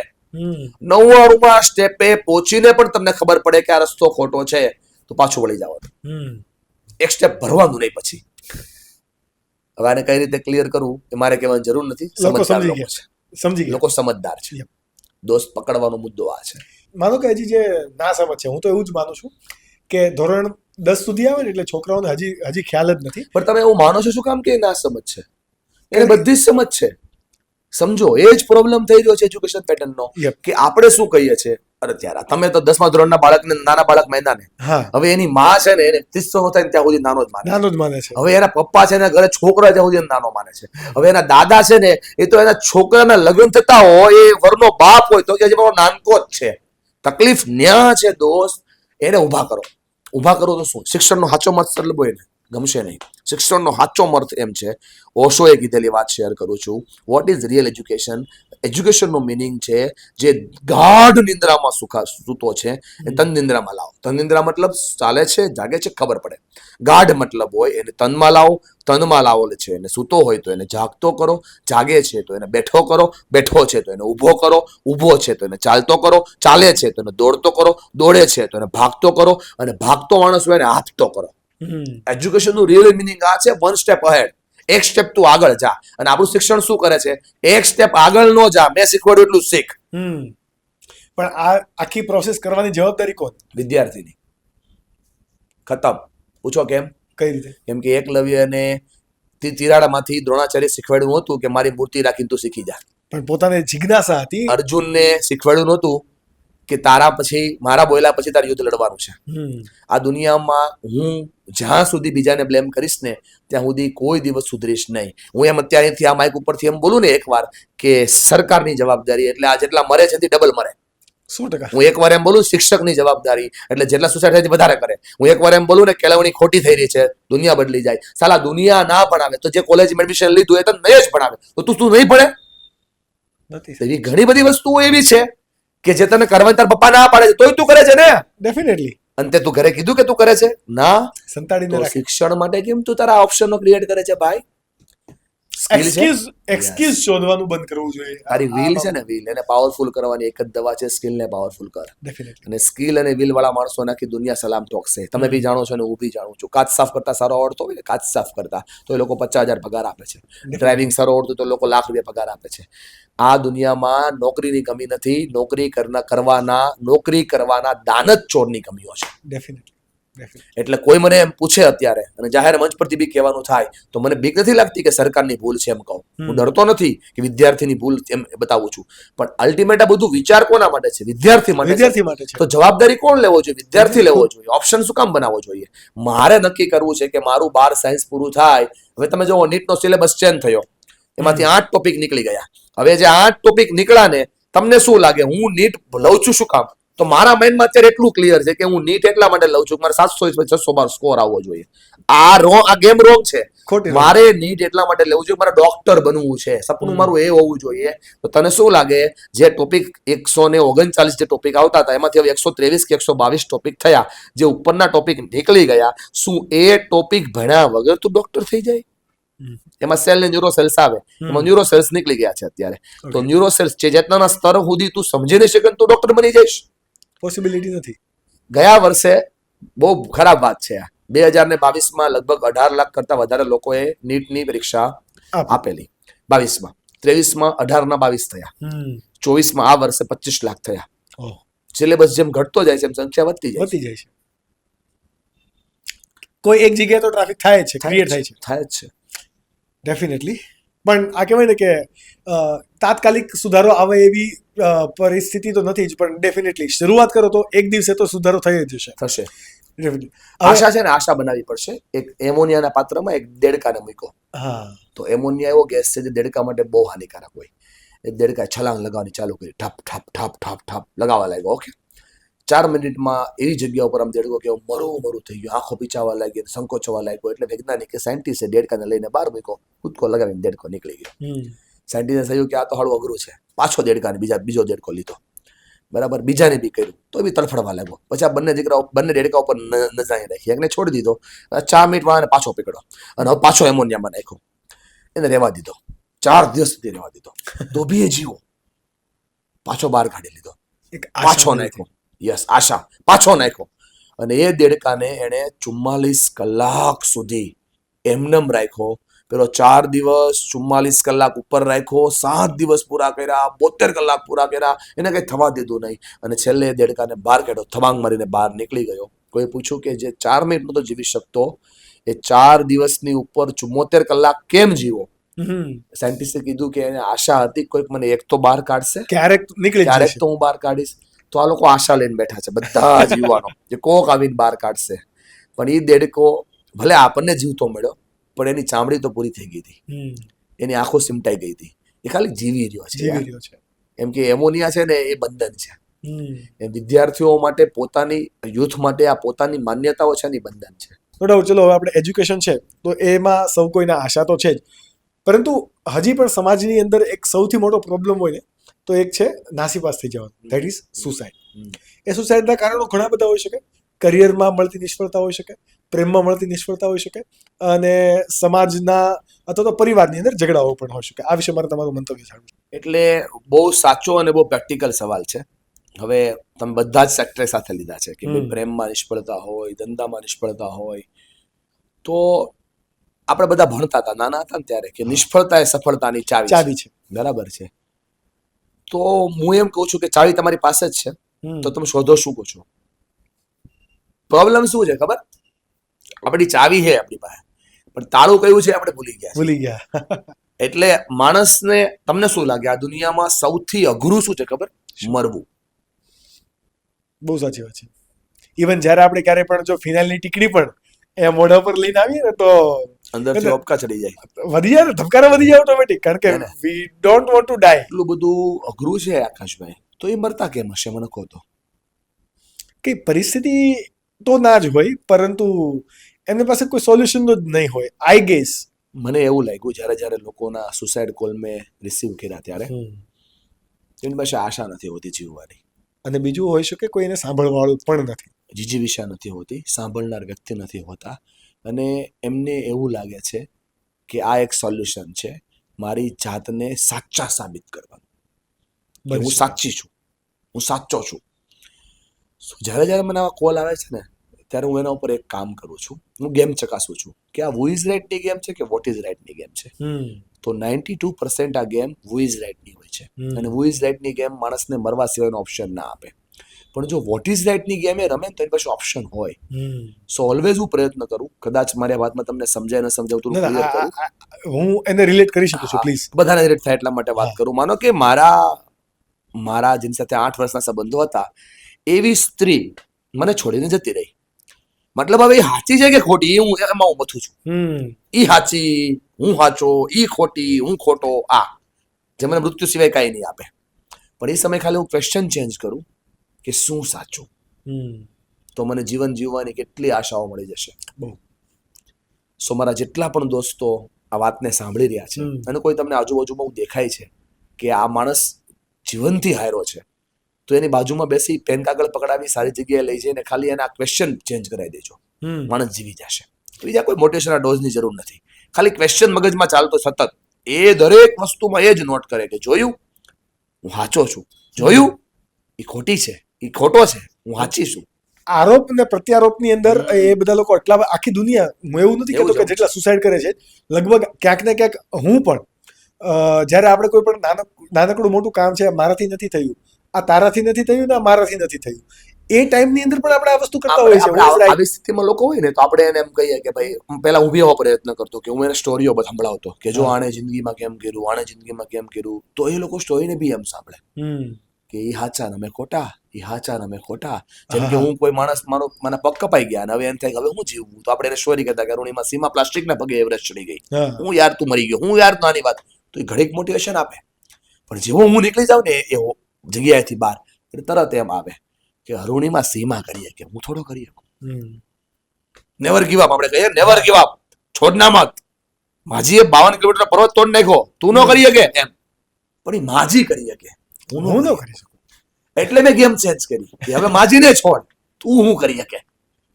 તું પૂછ તારી જાતને વોટ ઇઝ રાઈટ, સાચું હું છે તું કરે છે કે તું જે હવે કરવા જઈ રહ્યો છે કે ના કરવું જોઈએ, તો તરત અંદરથી અવાજ આવે કાળું કરું છું તો ખોટું જ છે. એ અવાજને કોઈ પણ આ બાજુ એક વ્હાઇટ ડેવિલ છે, આ બાજુ એક બ્લેક ડેવિલ છે. આ વ્હાઇટ ડેવિલ કાંઈ આપણે કરવા જઈએ એટલે આપણને કે વાહ આકાશ વાહ બહુ સારું કરે છે ભાઈ, કરતો રહેજે. બ્લેક ડેવિલ કે બધી જા કેમ. તો જ્યારે માણસ ડિપ્રેસ થાય, જ્યારે માણસ હારી જાય, જ્યારે માણસ હતાશ થઈ જાય, ત્યારે બ્લેક ડેવિલની વાત વધારે સાંભળવા લાગે. એ જ ગેમ રમાડે હુ ઇઝ રાઈટ, આ જ ગેમ રમાડે વોટ ઇઝ રાઈટ. એટલે ગેમ ચેન્જ કરી નાખી આપણે. પણ ઘણી વખત તમે હમણાં જે પ્રમાણે વાત કરી એ પ્રમાણે કે ભાઈ સુસાઇડ વખતે કોલ આવે છે, તો મને તો કહેવાય ને કે એક મિત્ર તરીકે તમારા ઉપર એ પ્રાઉડ થયું કે ભાઈ એક છેલ્લો કોલ, એક છેલ્લી આશા તમારી પાસે દેખાડી ત્યારે તો તમને કોલ કર્યો. એમાં બી મેં બહુ બધા પ્રોબ્લેમ ફેસ કર્યા. એક જગ્યાએથી મને કોલ આવ્યો અને આપણે સમજાવી ના શકાય એમને. હું થોડો ભગવાન છું યાર, સુસાઇડ થઈ ગયું, પછી મારા પર ઇન્ક્વાયરીઓ થઈ, તો સોલ્વ કર્યું. તો હવે મેં નવું શરૂ કર્યું છે. કોલ આવે તો હું પહેલા એમને પૂછું કે તમે મને શું કામ કોલ કર્યો છે, તમે મારી પાસે શું આશા રાખો છો, અને હું તમને શું કામ સપોર્ટ કરું. તો કોલ રેકોર્ડિંગ પણ ના હોય તો પોલીસ આપણને જ પકડે હે ને કે છેલ્લો કોલ તો તારી સાથે થયો. અને એમાં પણ હવે તો મને ગુજરાત પોલીસનો ખૂબ સપોર્ટ છે. એ મારા કામથી વાકેફ છે કે હમણાં લાસ્ટ કોલ અમને કોલ હિસ્ટ્રી બીજો કોઈ મારો નંબર જ ના હોય ને, પહેલી વાર જ કોલ થયો હોય. અને દોસ્ત બહુ મજા આવે છે, બહુ આનંદ થાય છે. એક કોલ મારી વાઈફ રિસીવ કરે છે, બહુ અઘરો કોલ, અને બીજે દિવસે એ બેન પાછો કોલ કરે છે, મારી વાઈફ પાછો રિસીવ કરે છે. સાંજે મરવાના હતા એ બેન, અને સવારે એ બેન એના મમ્મી હારે વાત કરે છે અને મારી વાઈફ સાથે વાત કરાવે છે. તો ખૂબ મોટી એનર્જીનો ફ્લો હોય છે. 19 વર્ષની એક દીકરી ભૂલ કરી ગઈ કે પોતાના પર્સનલ મોમેન્ટની અંદર એ સ્ટેજ પર પહોંચી ગયા કે પ્રેગ્નેન્ટ થઈ ગઈ, અને પછી એમણે દવા લીધી અને એબોર્શન કરાવ્યું, અને એ 2 કલાકની મોમેન્ટમાં એવી ડિપ્રેશનમાં જતી રહી કે હવે મારા માટે જીવન કઈ છે જ નહીં ને ભાઈ. અને મને વાત કરી તો થોડા મેં એમને જે મારી ભાષામાં જેવું સમજાવું છું તે સમજાવ્યું, જાણ્યું, શીખવું, એને અનુભવ્યું. અને બીજા દિવસે એને પોતાની નવી લાઈફની શરૂઆત કરી. 2 લાઈફ હતી એ રાત, એના માટે 2 વસ્તુ હતી. સવારે સૂર્ય ઉગશે જ નહીં કે ઉગશે, એમ કે હું વડોદરામાં જોવાનું તો જવાનું શું થયું પણ એના માટે સૂર્ય ઉગ્યો. તો અમે પ્રયત્ન કરીએ છીએ. ડેફિનેટલી. આ હમણાં તમે જે 19 વર્ષની દીકરીની વાત કરી, આપણે બંને એજ્યુકેશન ફિલ્ડની અંદરથી હતા એટલે આપણે સમજી શકીએ કે જ્યારે આપણે ભણાવતા ત્યારે પણ આ જે એક આને દૂષણ પણ ના કહી શકાય આમ, અને આને એક કહેવાય ને કે સારી ટેવ પણ ના કહી શકાય, સારો સંસ્કાર પણ ના કહી શકાય. એ એક મિડલ વચ્ચેની વસ્તુ છે કે ભાઈ છોકરા છોકરી વચ્ચે થતું આકર્ષણ. એક નો ડાઉટ આપણે બાયોકેમિસ્ટ્રીની જો વાત કરીએ તો એક પ્રકારે હોર્મોનલ ચેન્જીસ છે કે જેના કારણે આકર્ષણ થવાનું જ છે, અને થવું પણ જોઈએ, બરાબર. કારણ કે હું જ્યારે જનકભાઈ પાસે બાયોલોજી ભણતો ત્યારે મને એવું કહેતા કે છોકરો એને જ કહેવાય કે જેના દિમાગની અંદર કોઈ છોકરી રમતી હોય, અને છોકરી એને જ કહેવાય કે જેના દિમાગની અંદર એક છોકરો રમતો હોય. 100%. પણ એ ખાલી રમતા હોય ત્યાં સુધી સીમિત છે કે ભાઈ ચલો તમને કોઈ પ્રત્યે આકર્ષણ છે. અને ઘણા બધા સાયકોલોજીસ્ટ અને સેક્સોલોજીસ્ટે એવું પણ કીધું છે કે જો આવું નથી ને તો પ્લીઝ તમારી પરિપક્વતાએ તમે ડોક્ટર પાસે તપાસ કરાવડાવો, અને એ જરૂરી પણ છે. પણ આ એક ઘટના હમણાં તમે જે કીધું આ સુસાઇડ સુધી જતી હતી, બરાબર, નો ડાઉટ એ પ્રી મેરિટલ સેક્સને કારણે પણ આ બધી વસ્તુ થયું, અને ઘણી બધી એક્ટિવિટી અત્યારે આપણી આસપાસ પણ આવી થઈ રહી છે. આના વિશે મારે તમારા અભિપ્રાયો જાણવા છે. શું બદલાવ લાવી શકાય, શું યુવાનોએ ધ્યાન રાખવું જોઈએ, અને શું સોલ્યુશન શું છે? સોલ્યુશન્સની દોસ્ત વાત કરીએ ને તો આને તમે અટકાવી નહીં શકો. આ કુદરતી આવેગ છે, આ કોઈ દિવસ ડિલીટ નહીં થાય. આને આપણે ડાયવર્ટ જ કરવા પડે. તો ડાયવર્ટ ક્યાં થાય? આપણા સપનાઓમાં થાય, આપણી પરિસ્થિતિઓ બદલવામાં થાય, નવા જીવનને બનાવવા માટે થાય, વાસ્તવિકતાઓને ચેન્જ કરવા માટે થાય, કંઈક સપનાઓની ઉડાન ભરી નવી દુનિયામાં પહોંચવા માટે થાય. મતલબ ગોલ સેટ કરો, ડાયવર્ટ થઈ જવાશે. ડેફિનેટલી. સેકન્ડ, માહોલ સેટ કરો, ડાયવર્ટ થઈ જવાશે. માહોલ બદલે તો દુનિયા બદલી જાય. હવે હું જઈશ તો બહુ વધારે પડતું આધ્યાત્મિક લાગશે. મંત્રનો સપોર્ટ લો, બદલી જવાશે. કેવા મંત્રો? યસ, જે તમને ચેટિંગ ગમતું અચ્છા, કોઈ પણ chanting કોઈ કરવું. પણ ચેટિંગ. ઓકે. તમારું માઇન્ડ જ્યારે તમારા કંટ્રોલમાં રહે, જ્યારે ચેટિંગ તમને બહુ સપોર્ટ કરે છે, માળા તમને બહુ સપોર્ટ કરે છે, તમને મૂર્તિ બહુ સપોર્ટ કરે છે. ગુસ્બો ભાઈ. યસ, અને બહુ વાસ્તવિક વાત છે આ. લોકોને આનો સપોર્ટ આપો. માહોલ બદલવાની વાત કરું છું યાર. બાળક કોઈ દિવસ ખરાબ હોતું જ નથી, એ બાળક છે. બાળક છે. યુવાન કોઈ દી ખરાબ હોતો નથી, એ યુવાન છે. વૃદ્ધ કોઈ દી ખરાબ હોતા નથી, એ વૃદ્ધ છે. મતલબ હું એવું કહેવા માંગુ છું, દુનિયામાં ખરાબ કોઈ હોતું જ નથી. સિચ્યુએશન ખરાબ હોય છે. એ આવેલી પરિસ્થિતિને લડવાની તાકાત એમને આપવી જોઈએ. અને આ પરિસ્થિતિની અંદર જો કોઈ વ્યક્તિ ધીરજ રાખીને સમય આપે છે તો સમય એઝ અ મેડિસિન તરીકેનું કામ પણ કરે અને બધી જ પરિસ્થિતિને આરામથી સોલ્વ કરી શકે. રાઈટ. તમારા પાસે કોઈ એવા નો ડાઉટ કેવું કે પબ્લિક ફેસ હવે તમારું થયું છે તો ઘણા બધા એવા યંગસ્ટરના પણ કેસીસ આવતા હોય કે ભાઈ મને આ છોકરી ગમે છે અને મને આ છોકરો ગમે છે, આવા સમથિંગ કોઈ શું અત્યારનો જનરલ કેસ શું હોય? એક જ હોય, આવું બધું નથી હોતું. છોકરો કે છોકરી ગમે, મને મૂકીને જતી રહી, મને મૂકીને જતો રહો, આ જ હોય છે. એટલે હું એને કહું છું, જતી રહી, ચિંતા માં કર. જેને તને જન્મ આપ્યો તારી હારે છે ને યાર, ત્યાં ફોકસ કર ને. અને ખરેખર જો મને તો પ્રેમની એક વ્યાખ્યા કબીર સાહેબની ગમે.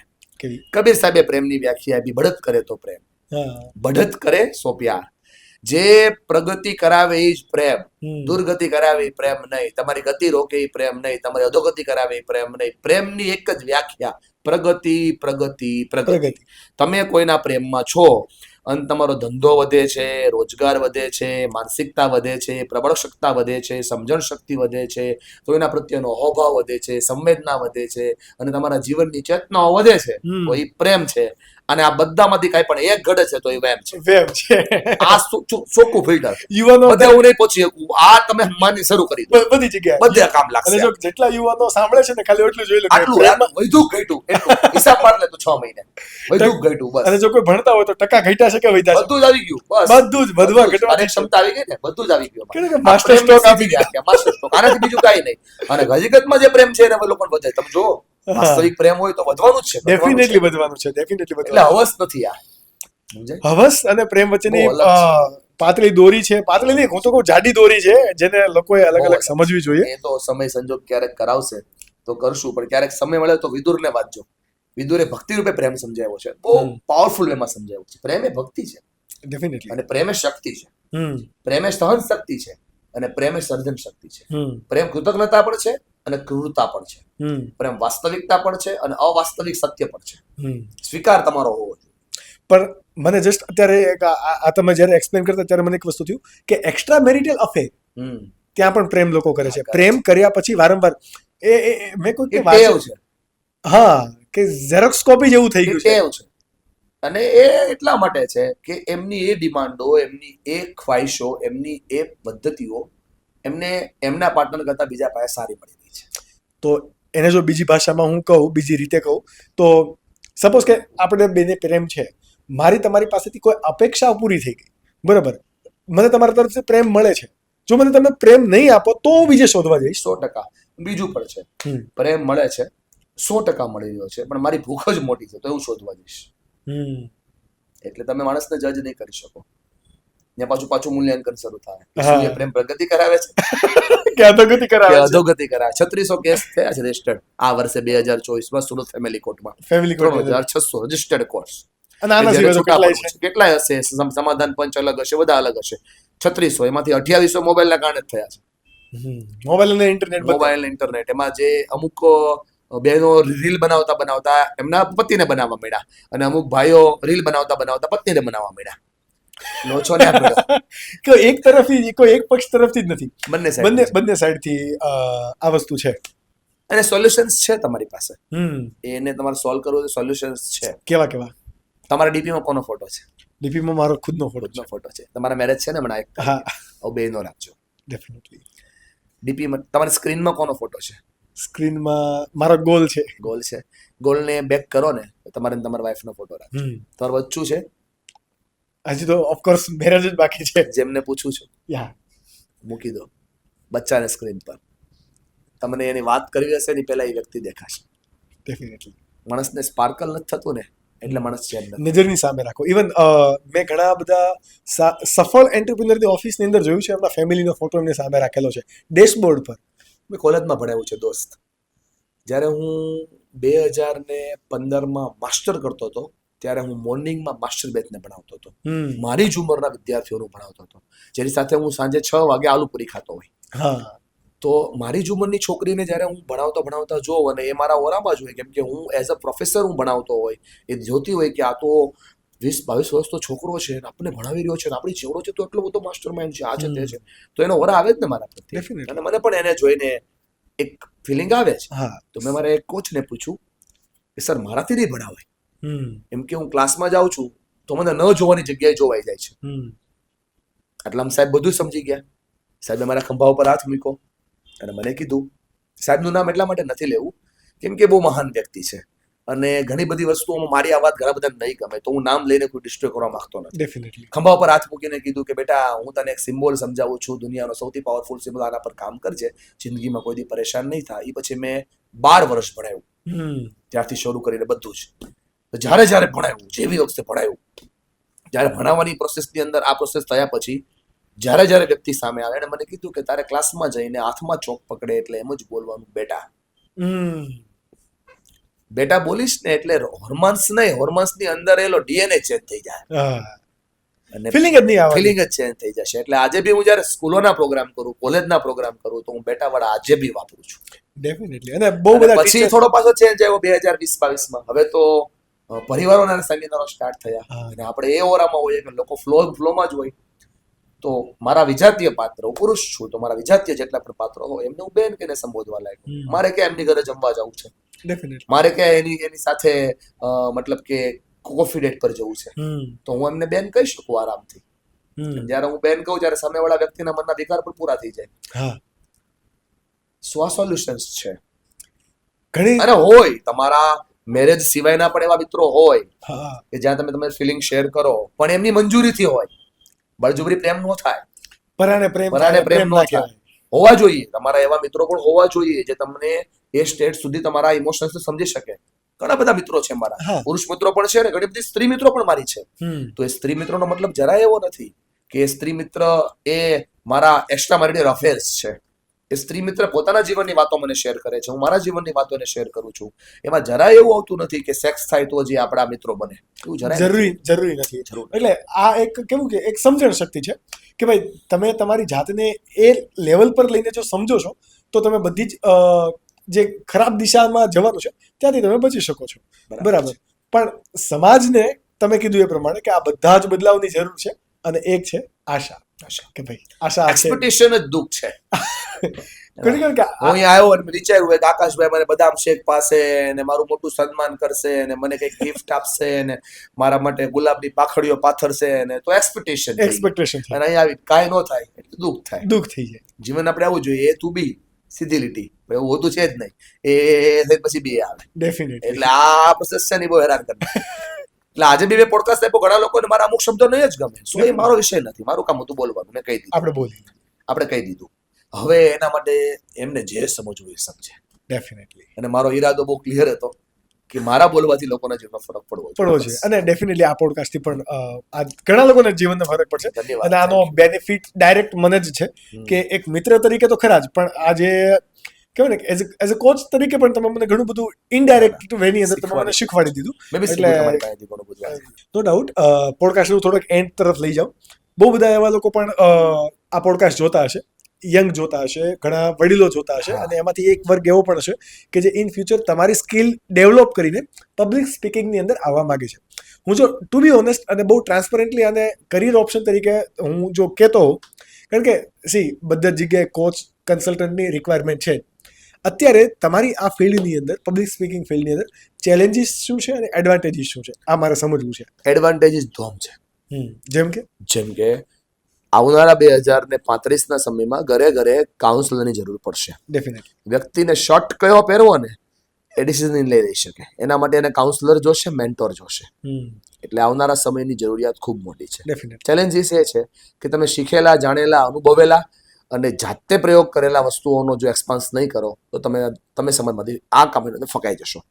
એટલે આ ફील्ड रटेगा नहीं तो बढ़ेगा नहीं, ऐसा नहीं चलेगा. इसमें एक्सपीरियंस करना पड़ेगा और आगे बढ़ना पड़ेगा. તો બંને વસ્તુ કામની છે. અને જેને બોલવામાં રસ હોય, જેને બોલવું ગમતું હોય, વાંચવું ગમતું હોય, શીખવું ગમતું હોય, શીખવાડવું ગમતું હોય, જાણવું ગમતું હોય, જણાવવું ગમતું હોય, એમના માટે આ ઓપન ફિલ્ડ છે. આવો અને આનંદ કરો. મનીષ વગેશને કયા ચેલેન્જીસ છે ને એડવાન્ટેજીસ? મને એક જ ચેલેન્જીસ છે, બહુ મોટો ચેલેન્જીસ. ટાઈમ 24 કલાક જ છે અને 24 કલાકમાં મારે દુનિયા બધે પહોંચવું છે. અને બીજું જે એક મોટામાં મોટું ડિસએડવાન્ટેજ એ છે કે ઇન્ટેન્શનની ક્લેરિટી નથી આ પ્રોગ્રામ કરનારા લોકોની.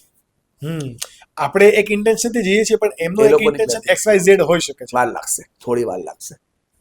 બાકી તો હું તો એ જગ્યા ઉપરથી વિચારું છું, હું યોને બી કહું, કોઈ તમે તમારો પથ્થર કોઈ ફેંકે ને તો એ પથ્થરને બરાબર હાથમાં પકડી રાખો. જ્યારે જરૂર પડે ત્યારે એ જ પથ્થરની સીડી બનાવો અને એ જ પથ્થરનું સિંહાસન બનાવો. મુસીબતો જેવું દુનિયામાં હોતું જ નથી. મુસીબત છે તો આપણે વિવેકાનંદ કહેતા ને કે આપણે જે રસ્તો પકડો એમાં મુસીબત આવી એનો મતલબ એવો છે કે આપણો રસ્તો સહી છે. અને મુસીબત ના આવે તો ગેટ બંધ કરો, રસ્તો ખોટો પકડાઈ ગયો છે. આવવાની જ છે, રોજ મુસીબતો આવે છે. અને આ મુસીબતોમાંથી બહાર નીકળીએ ને પછી જે એક કોન્ફિડન્સ આવે કે ભાઈ હા કરી લીધું, હવે થઈ ગયું, થાય જ. થેન્ક યુ સો મચ મનીષભાઈ. આઈ નો કે તમારો ટાઈમ બહુ જ હાર્ડ છે મળવો, અને તમે હમણાં કીધું કે સૌથી વધારે જો મોટો ચેલેન્જ હોય તો એ ટાઈમ છે, અને એ ટાઈમ તમે અમને આપ્યો કે ભાઈ આ એક પ્લેટફોર્મ માટે. ઇન જનરલી અમે આવું સામે રાખ્યું હતું પણ આમાંથી કોઈ જવાની જરૂરિયાત જ ના પડે. આપણે બહુ ઓર્ગેનિક ગયા ને એ વાતનું જ મને ખુશી છે કે સ્કિલ જોગી પ્લેટફોર્મને એક એવા વક્તા પણ આજે મળ્યા કે સ્કિલ જોગી પ્લેટફોર્મનું એક સ્તર વધી જાય. મારો પ્રયત્ન રહેશે દોસ્ત, બહુ સારું કામ કરી રહ્યા છો.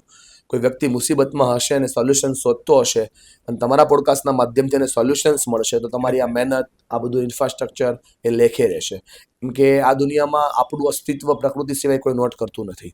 હે, કબીરને કોઈએ પૂછ્યું કે તમે આ દુનિયા છોડીને જશો પછી આ દુહા કોણ ગાશે, આ છંદ કોણ સમજાવશે? કબીર બહુ બુદ્ધિશાળી વ્યક્તિ હતા. એને પોતાના હાથમાં આમ ગ્લાસ લીધો, આવી રીતે આમ આંગળી મૂકી, આમ કાઢી, આંગળી મૂકી, આમ કાઢી, આંગળી મૂકી, આમ કાઢી, અને બધાને જાહેરમાં બોલીને એક સેન્ટેન્સથી સમજાવ્યું કે અસ્થિ મારી જિંદગીમાં એવી રીતે વિસરાઈ જશે, અસ્થિ મારી જિંદગીમાં એવી રીતે વિસરાઈ જશે, જળમાંથી કાઢો આંગળી અને જગ્યા બુરાઈ જશે. મતલબ આપણા ગયા પછી પણ આપણને લોકો યાદ કરે એવું આ પ્લેટફોર્મ તમે બનાવ્યું છે. સો હું તમને ખૂબ અભિનંદન આપું છું, એપ્રિશિએટ કરું છું. આપ યુવા વયે આટલું સરસ કામ કરી રહ્યા છો, એમના માટે આપને અને આપની ટીમને ખૂબ ખૂબ શુભકામનાઓ પણ આપું છું. અને ખાસ જે મને આ માધ્યમથી સાંભળી રહ્યા હોય ને એમના જીવનમાં પ્રશ્નો હોય તો એ પ્રશ્નો ચોક્કસ કમેન્ટમાં કરજો. અને આકાશભાઈ અને એમની ટીમ એમના સોલ્યુશન્સ માટે ચોક્કસ પ્રયત્નો પણ કરશે. પણ થોડી એક વાત ખાસ ધ્યાનમાં રાખજો, સાંભળવાનું કામ તમારું હતું, સમજવાનું કામ તમારું હતું, સ્વીકારવાનું કામ તમારું હતું, ઉતારવાનું કામ તમારું હતું, ખાલી બોલવાનું કામ અમારું છે. એ અમે બોલી દીધું અને પ્લેટફોર્મ એના માટે છે, બોલવા બોલ્યા છીએ, કરવાનું તમારે લોકોને છે.